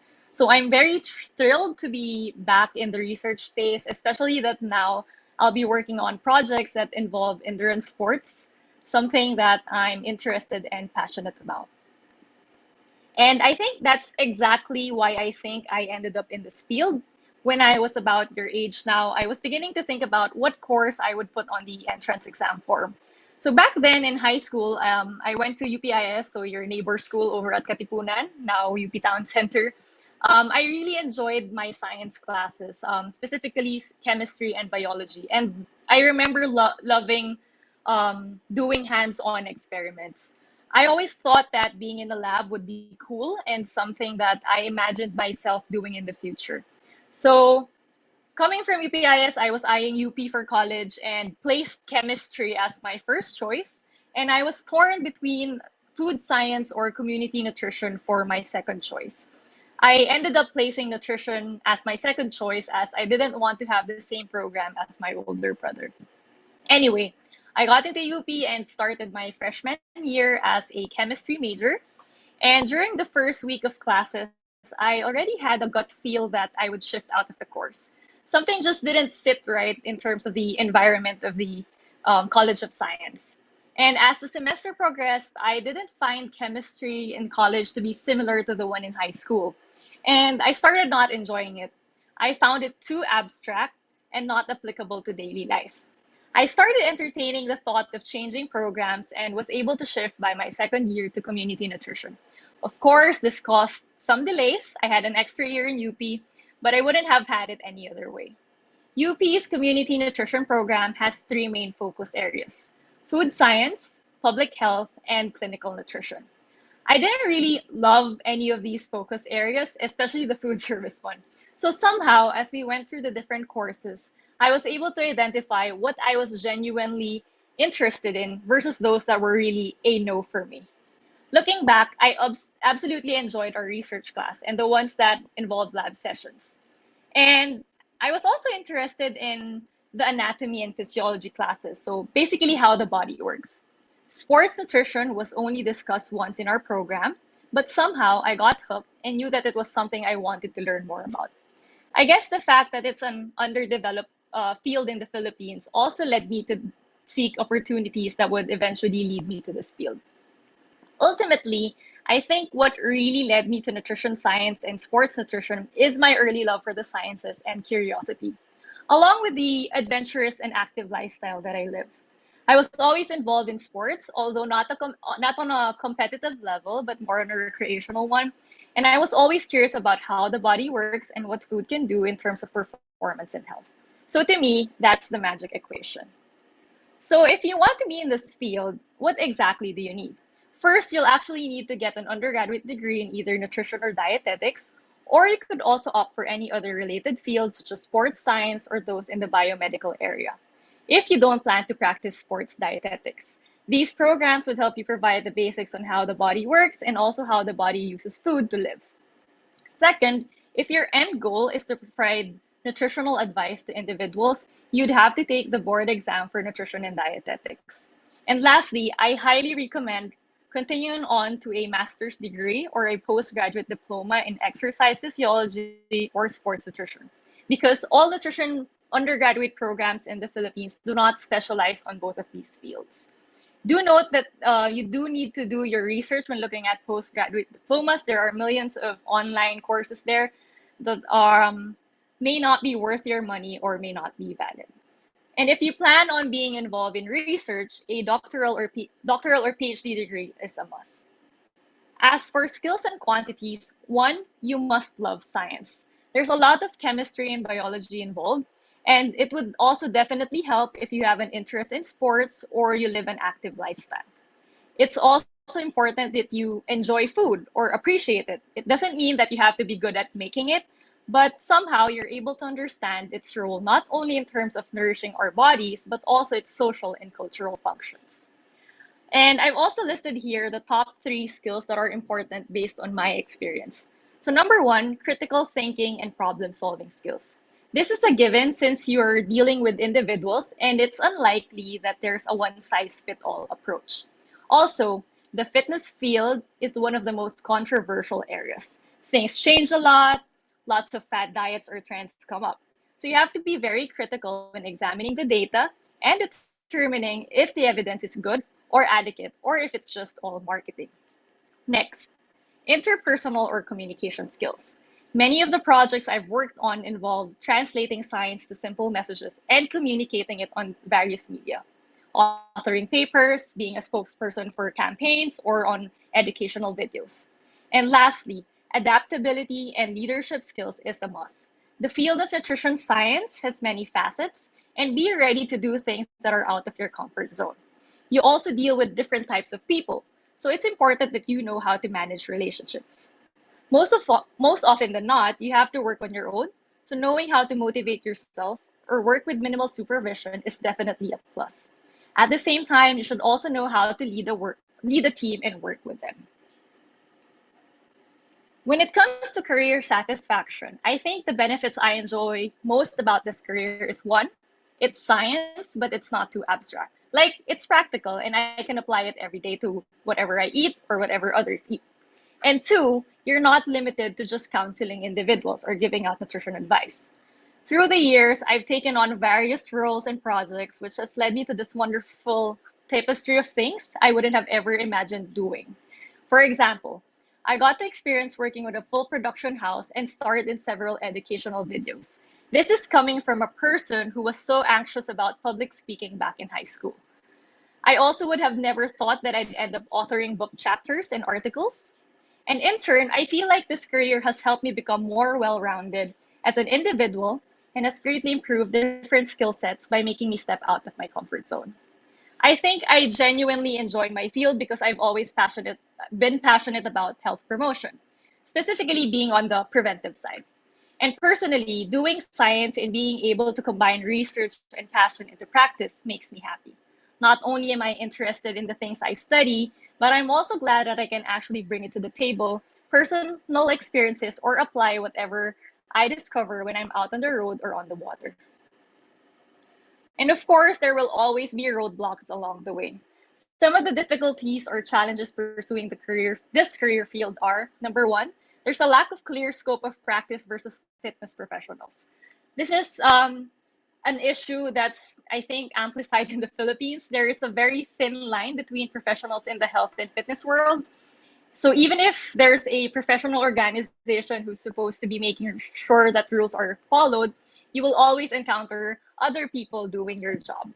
Next, you also have to recognize and acknowledge that unfortunately, the level of interest of the public for science and nutrition science is still pretty low in the Philippines. This is, of course, not the fault of Filipinos, but just an effect of the health situation in the Philippines, wherein malnutrition would still be a major concern. Next, sports nutrition is a very niche field. Opportunities to work in organized sporting groups are definitely limited. And this is, of course, associated with the lack of funding and not being a priority of groups. And if you're someone who's interested in doing research, it might be a tough field in the Philippines. Majority of the research being done would be focused on community nutrition and public health. So if your research interests are, for example, more on the molecular level or a field like sports performance, your best bet would be to look overseas. And lastly, I put here relevance. So sometimes it's not always a priority of, for example, an individual, or it would depend on the environment. So with the COVID pandemic hit, a lot of the races and competitions were canceled, and as such, the demand for sports nutrition also decreased. But nutrition, the other sides of it, especially clinical and public health, is a strong field. And some advice on overcoming these challenges. Number one, manage your expectations. Two, be creative. Three, be open-minded and take on challenges. And lastly, find other outlets to share your skills and experiences. These other outlets can actually even be the most fulfilling parts of your career, as you're able to contribute to creating a positive change in the Philippines and even the world. So for my case, I took on an opportunity with the Professionals in Nutrition for Exercise and Sport. And this organization allowed me to be able to be involved in the field of sports nutrition on a more global level and to be able to represent the Philippines professionals. In addition, I'm also able to share the variety of resources and opportunities to my colleagues here in the Philippines, as well as those coming from other developing countries. It gives me great joy that I'm able to connect them with a group of professionals that are very supportive of creating an inclusive organization and even provide scholarships, materials, and other valuable resources. I'm also a volunteer consultant for Pledge to Try. This is a charity organization that aims to raise funds for a worthy cause using sports performance-based pledging. And this is the brainchild of one of my good friends, Diego Navarro, who competed in his first full Ironman last year and was able to raise 241,000 US dollars to be used for meals for malnourished children in low-income communities in the Philippines. So for our 2021 project, we partnered up with Reach Out and Feed Philippines for this Project Baon campaign. So to end this presentation, these are some things I'd like for you guys to remember. Ride the waves. As cliche as it may sound, discerning your calling and navigating your career will be a trial and error process. So don't be afraid to experiment with the various sides of your profession. Let your interest and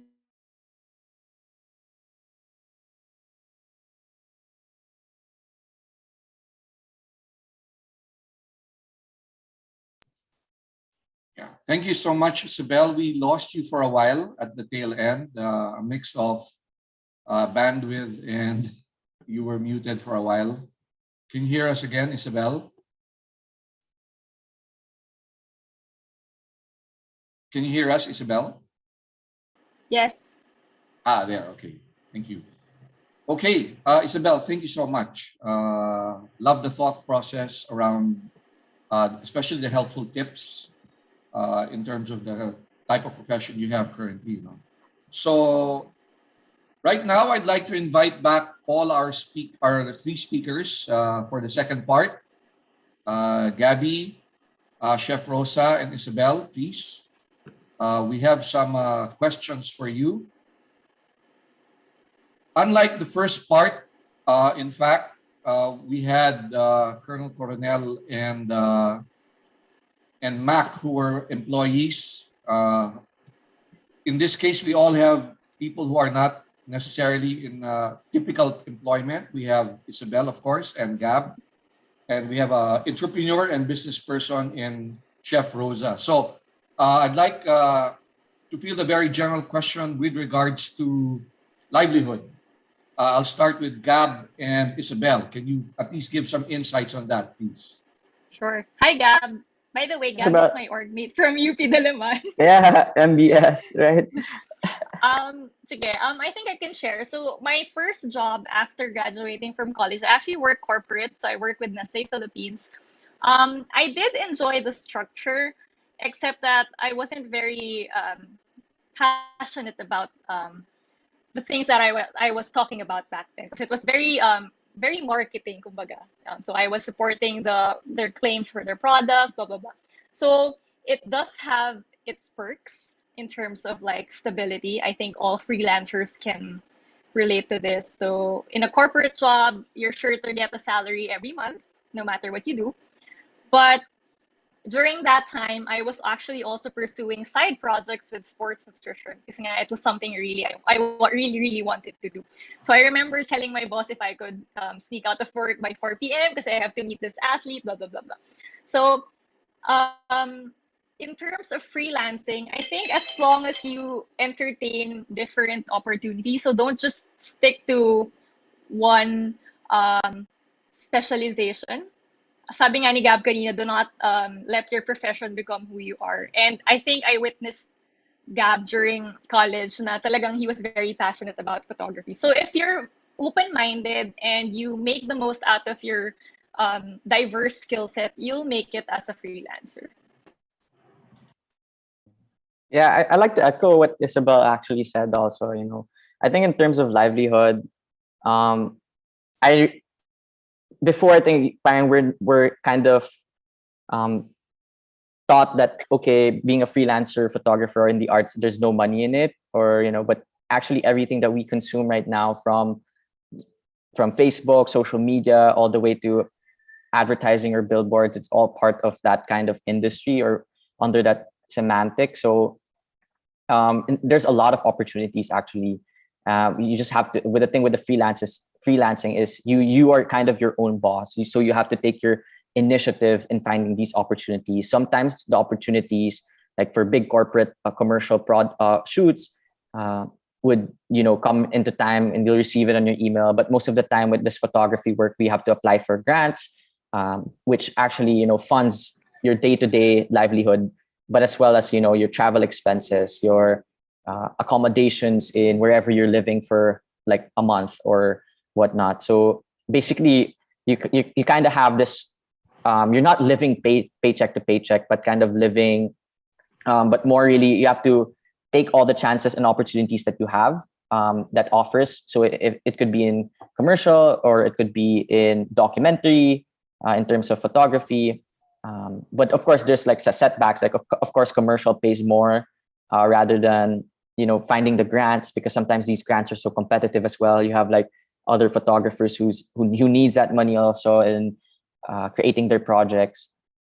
But I think it really depends on what kind of avenue. I think there is some sense of security as well in photography, as long as you have that work ethic in balancing or like finding these initiatives. So and I don't know in terms of number. I think you could really do well as well, because like for example, if you have international clients, they pay you in their country or their quality of life, or in the US, for example, with National Geographic. So you just have to really go out there and find these opportunities, because most of the times in local, I think there's also that setback with this industry that they don't really pay you well to create enough for a living. But if you go out of your way and find these opportunities internationally that would be able to fund the projects that you're working on, there are a lot of funders out there. Thank you, Gab. Chef Rosa, probably in your case, it's a mix of employment as a chef or right now as an entrepreneur, as a business person, please. Okay. So when I was starting, I after graduation, I worked immediately for my mom. So that was a good thing. And then I went to the States, did some culinary schooling. Upon getting back, I did a lot of cooking demos aside from running my mom's restaurant. And then eventually I got married. And I guess, priority shift. So after that, I got a job that I couldn't resist. It was an executive position in a local restaurant group, which really paid a lot. But the salary was so good. But then, when you're starting a family, I remember going to work and crying every time it was dinner time because I couldn't cook. I was cooking for other people, not for my family. So that was 2 years of doing that. And then eventually, I just said that I couldn't do it anymore. Good thing, an opportunity came. We got a space in UP where my husband is from. And Rock has been operating for 15 years. Like what I said, the capital that you need to open your own restaurant is very big. And thankfully, we're lucky that the restaurant clicked. So there. Okay. Thank you so much, Chef Rosa. For Chef Rosa and Isabel, there will be some questions with regards to studying abroad, given the cost. Maybe you can give us a little bit of insights on that, please. Yeah, sure. Go, Rosa. I'll go ahead. Okay. Yeah, sure. Thank you. Actually, that was a graduation gift from my mom. So it did not cost anything to me. But, I think for parents, it's really actually what they can give their children is really education, a good education, because until now, I don't know if I would have had the opportunities I had if not for that gift. So I will be forever thankful for that. Isabel. Yeah, so unlike Rosa, mine naman, I'm very proud to say that I've always been on free or discounted education since I was in kindergarten. A quick tip for you guys, if you want free education or basically scholarships or assistantships, in the US specifically, they have a lot of funding on the graduate level. So that means that you should have an undergraduate degree muna. So if I would advise you guys, take your undergraduate degree in the Philippines. You're not at a disadvantage if your degree is from the Philippines. And then when you apply in the US, they have things such as assistantships. So for the science or engineering fields, what you'll do while you research, you work in a lab or in an office. In exchange for that, your tuition fee is waived, so you don't have to pay anything. And they actually give you a stipend to live on. So that would cover your living allowances and your food. As for the other fields, it's more of a teaching allowance. So for example, you're in the arts or in history. So it's the same thing. You teach classes, you teach undergraduates, and then they'll give you your tuition for free, and they'll also give you a stipend. So for me, do it at the graduate level because the undergraduate tuition in other countries is really, really, really expensive. Okay, thank you so much, Isabel, Chef Rosa. I have a question for Gab.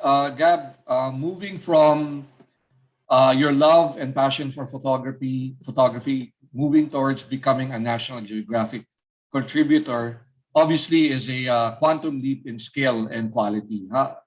I know you may have discussed that briefly in your presentation, but can you talk about that? Can you give us some insights on that? How did you go from, from something very simple as a passionate a hobby to something that you're actually contributing to a world-class, a world-class publication, please?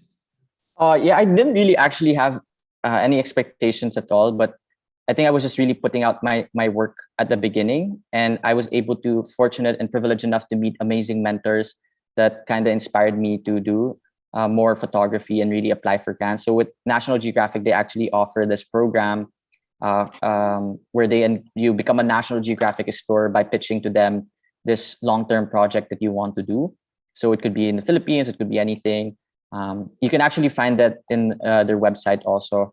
And they offer around, I think, for early career, it was around 10,000 US dollars, all the way up to 100,000 US dollars for projects, for storytelling projects. So yeah, I applied, I think, when I was in third year college, second year, 2018. And I didn't know I was going to get it, but I really was already thinking about it like for 2 years, because there's a lot, it's like you're creating a thesis for it. You really have to do all the research to be able to pitch this long-term project. And fortunately, I got it in late 2018 and started doing this project. And the thing with, like, for example, National Geographic, it's not just a publication. They have different partners as well. So you have the channel, you have the magazine, you have different branches, regional offices like National Geographic Asia, National Geographic Latin America. So there's so much opportunities actually once you get in. So as long as you have this great idea or this really important story that you want to tell, you find mentors that could help you work around it, because one, they'll help you in building your portfolio. They'll, inspire you to do better in your craft, in photography or whatever visual, because the opportunities that they offer aren't just based on storytelling or photography. There's also, if you want to be an educator or do science research, they also provide funding, which allows you to meet this amazing community that you can collaborate with. So more global projects, more regional projects. So you just really branch out once you kind of invest that starting point in this community itself and National Geographic Society.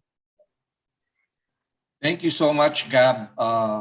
Another set of questions for everyone. In fact, given the fact that a lot of what you're doing right now has to do with the skill you've developed over time, even in an early age. There's a question around being good in academics. So how important is it to get in your respective fields to be an honor student? Anyone, please. I'll go ahead na since I look like your mom, guys. So seniority. As I mentioned during my speech, I wasn't really I wasn't into my academics. Although I knew I had to get good grades. But it's a skill-based, well, cooking is skill-based, but then again, as I mentioned, being able to run a business is a totally different thing. You really need management skills. You need math.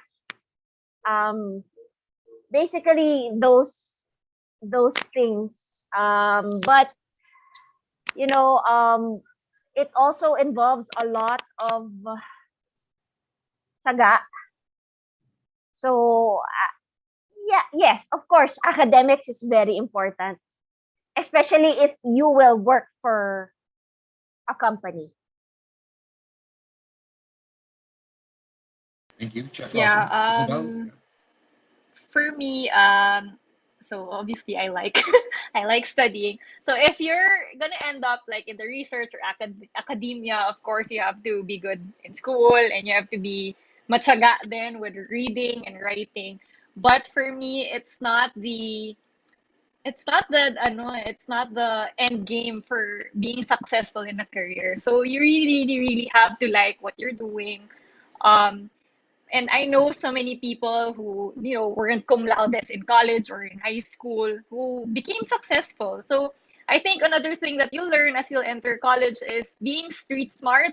So the things that you'll experience in college, what would matter eventually when trying to navigate the whole post-college career phase. I think I'd be the worst person to ask this question, but because studying engineering was really difficult. So it was like I was doing these jobs in photography, and it took me 7 years actually to finish my degree after. So like shifting and everything, and there are times where I actually had to take leave of absences because I wanted to pursue this career. There are times also when I would be studying in the airport, bringing all my books and engineering books in the airport, going to, or reading it in the bus and doing homeworks and taking scan photos. Then I also had to like create, have like like Nat Geo to write letters to my professors. Hey, can I take the one exam like 3 months earlier, so so that I would not be able to. So there were a lot of challenging and balancing, but I realized also like academics help. But I don't want you guys to limit yourself in academics only. I have always believed like this, parang never let schooling interfere with your education.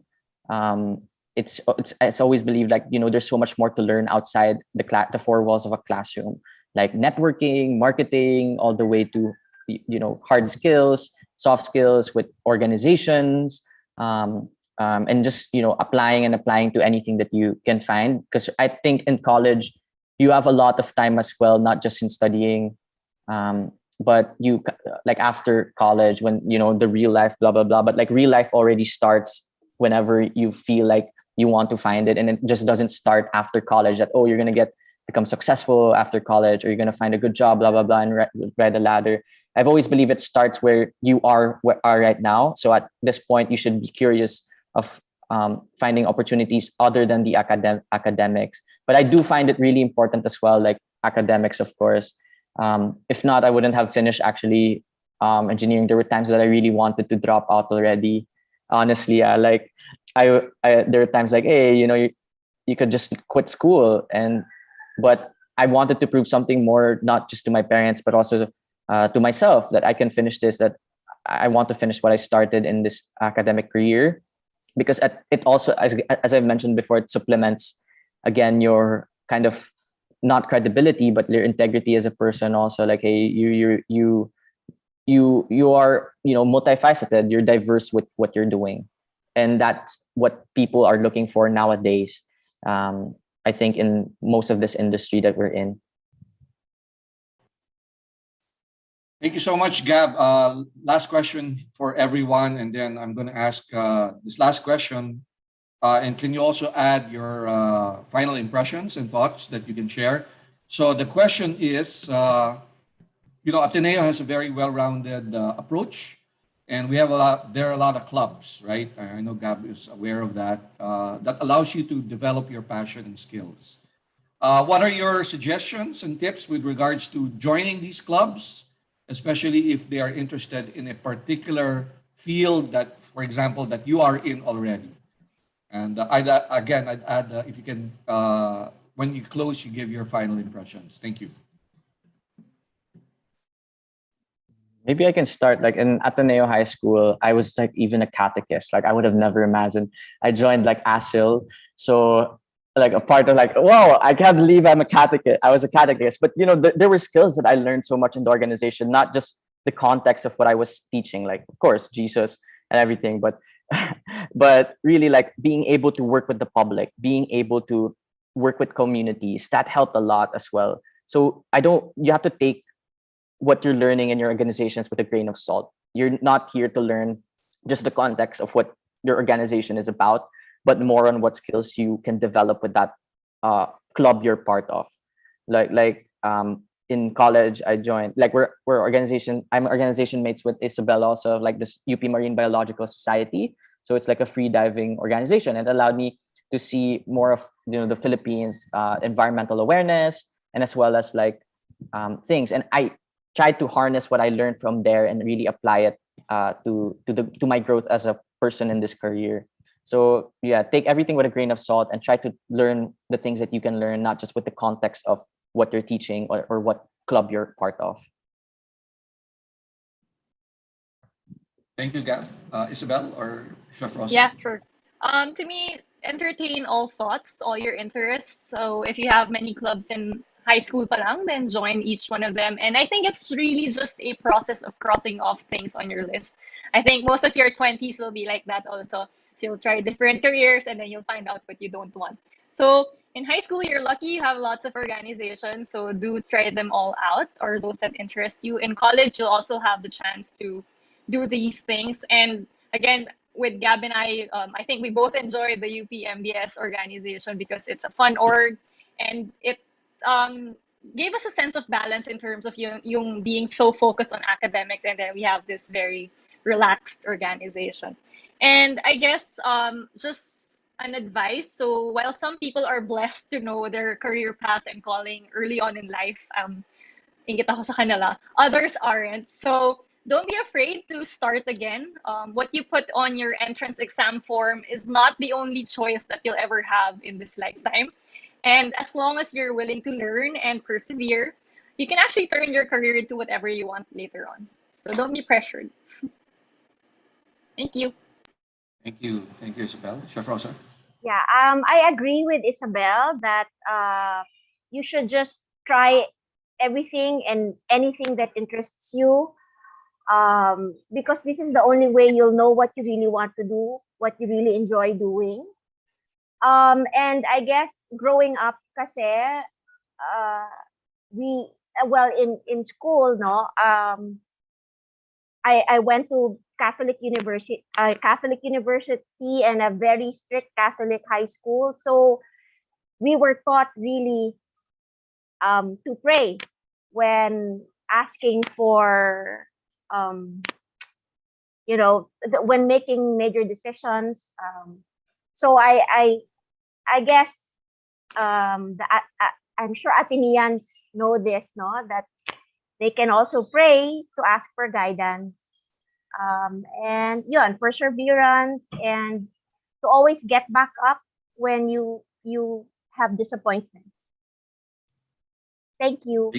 Thank you so much, Chef Rosa. I still have one common question among everyone and one specific one for Gab.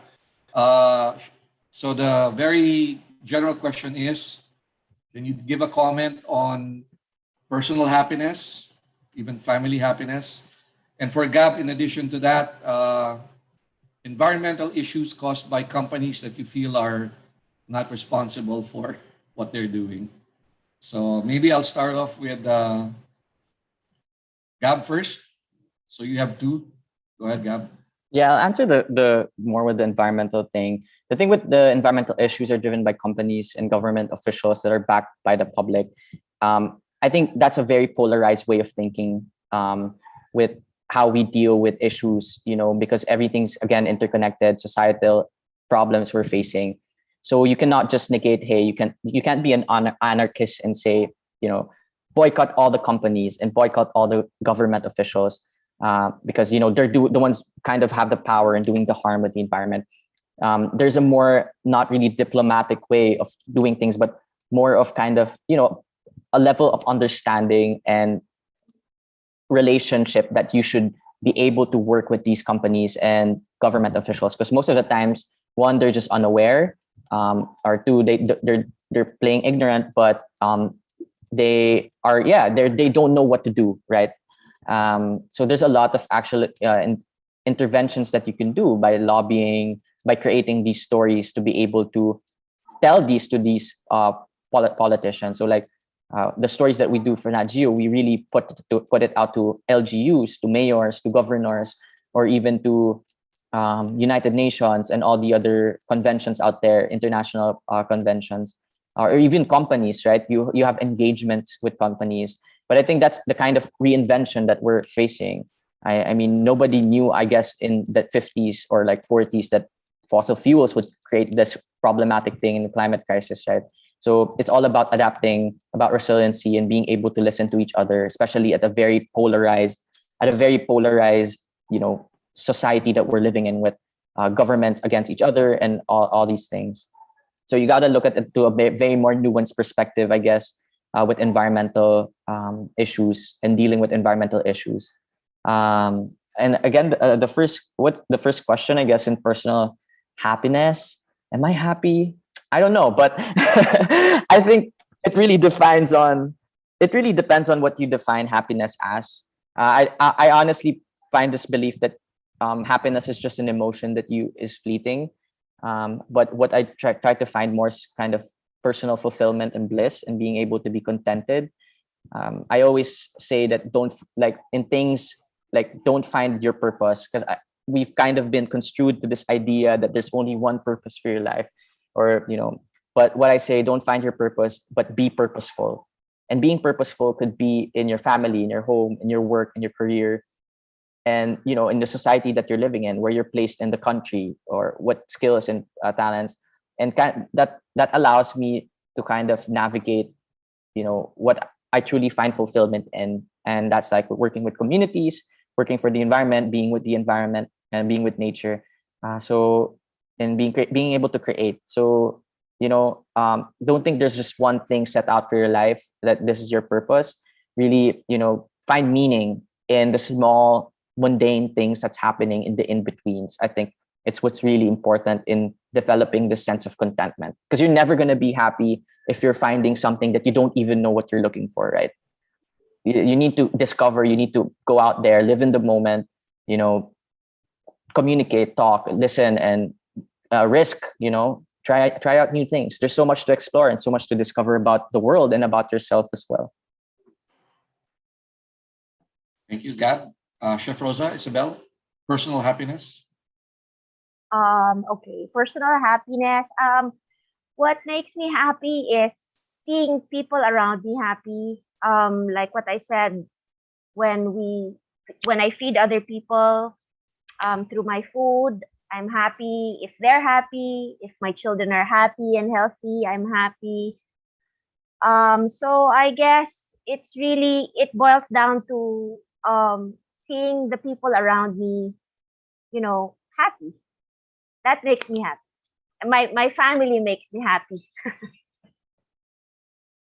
Thank you, Chef Rosa. And Isabel, finally. Yeah, I actually agree with Gab, no? So don't it's not about happiness, it's more about being content. So you can't always be happy in life. There will be random things that will be thrown your way. And I think for me, just don't equate your purpose and calling to your career.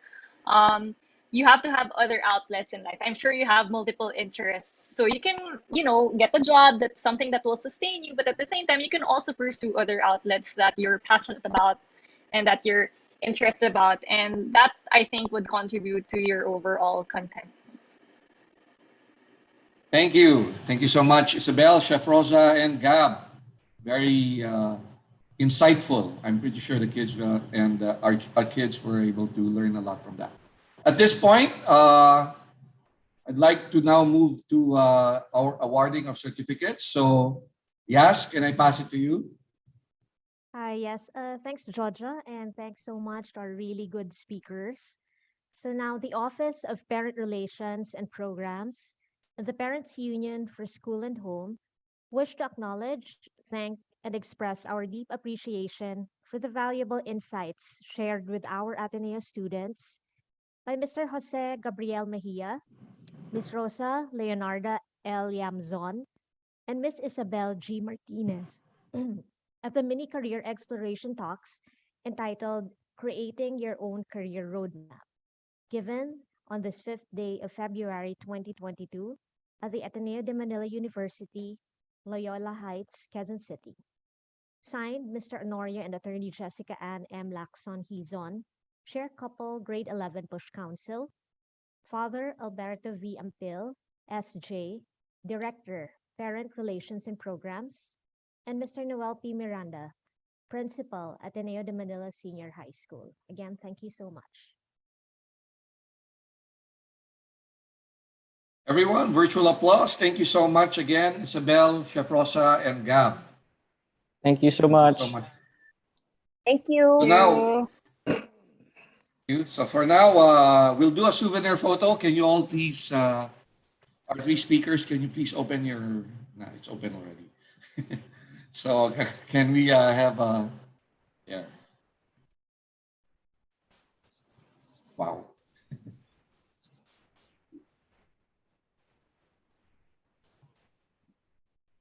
All right, can we take our picture? Can I ask one of the CPRs also to help us be out here so that we can have 2 copies of the picture? Ready? 1, 2, and 3. Can we have one more, please? 1, 2, and 3. Before we continue, may we ask that all participants, if possible, please turn on your camera so we can have file photos of all the panels that we have here today.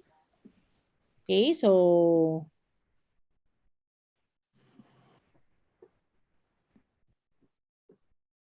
we have 3 panels. Please bear with us, just smile and we'll take your picture just for our documentation.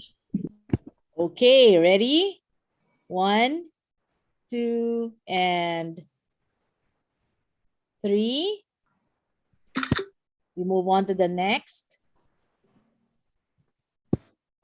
1, 2, and 3. And the last one, just keep smiling. 1, 2, and 3. Thank you so much. Thank you, Ma'am Maisa. Okay, so now I'd like to move on to our closing remarks from Mr. Paul De Leon. Paul? Thank you, Jojo. Magandang tanghali sa mga mag-aaral ng grade 11. Salamat sa lahat ng speakers na nagbigay ng buhay na kulay sa kanilang mga profesyon. Media production, military service, AI technology, photography, culinary, and nutrition science. Ngayon, alam ko na paglaki ko, gusto kong maging katulad ni Gab. Pero meron pa rin sa inyo, marahil nag-iisip, nagtatanong ng pabulong, kaya ko ba yan? Bagay ba sa akin yan? Yayaman ba ako dyan? O kaya naman, bakit hindi ko pa rin alam kung anong gusto ko? So palapit na talaga ang panahon ng pagpili. And this decision is important. It will chart the course of at least the next 5 to 7 years of your life. And these years are irreplaceable. Sa iba naging madali ang pagpili. Sa iba naging mahirap. At marahil sa karamihan ay katulad ng experience ko, bahala na. But wherever you are in making this decision, rest assured there is always hope. And I realized this in my own colorful college and career journey. 7 years in college, patalon-talon from one course to another. And after that, more than 10 years of failure. Still, I became the business person that I believe God made me to be. So my journey and the journey of most of our speakers here, it reminds me of the story of Moses and the Israelites, who were saved by God from slavery in Egypt to go to their promised land. That journey was long and hard. It took 40 years of wandering in the desert, filled with hardships and doubts, hunger, disease, war, and even conflict among themselves. And there was no food in the desert except for manna, this miraculous bread that God provided each day for 40 years. This manna was new and unheard of throughout the history of God's people.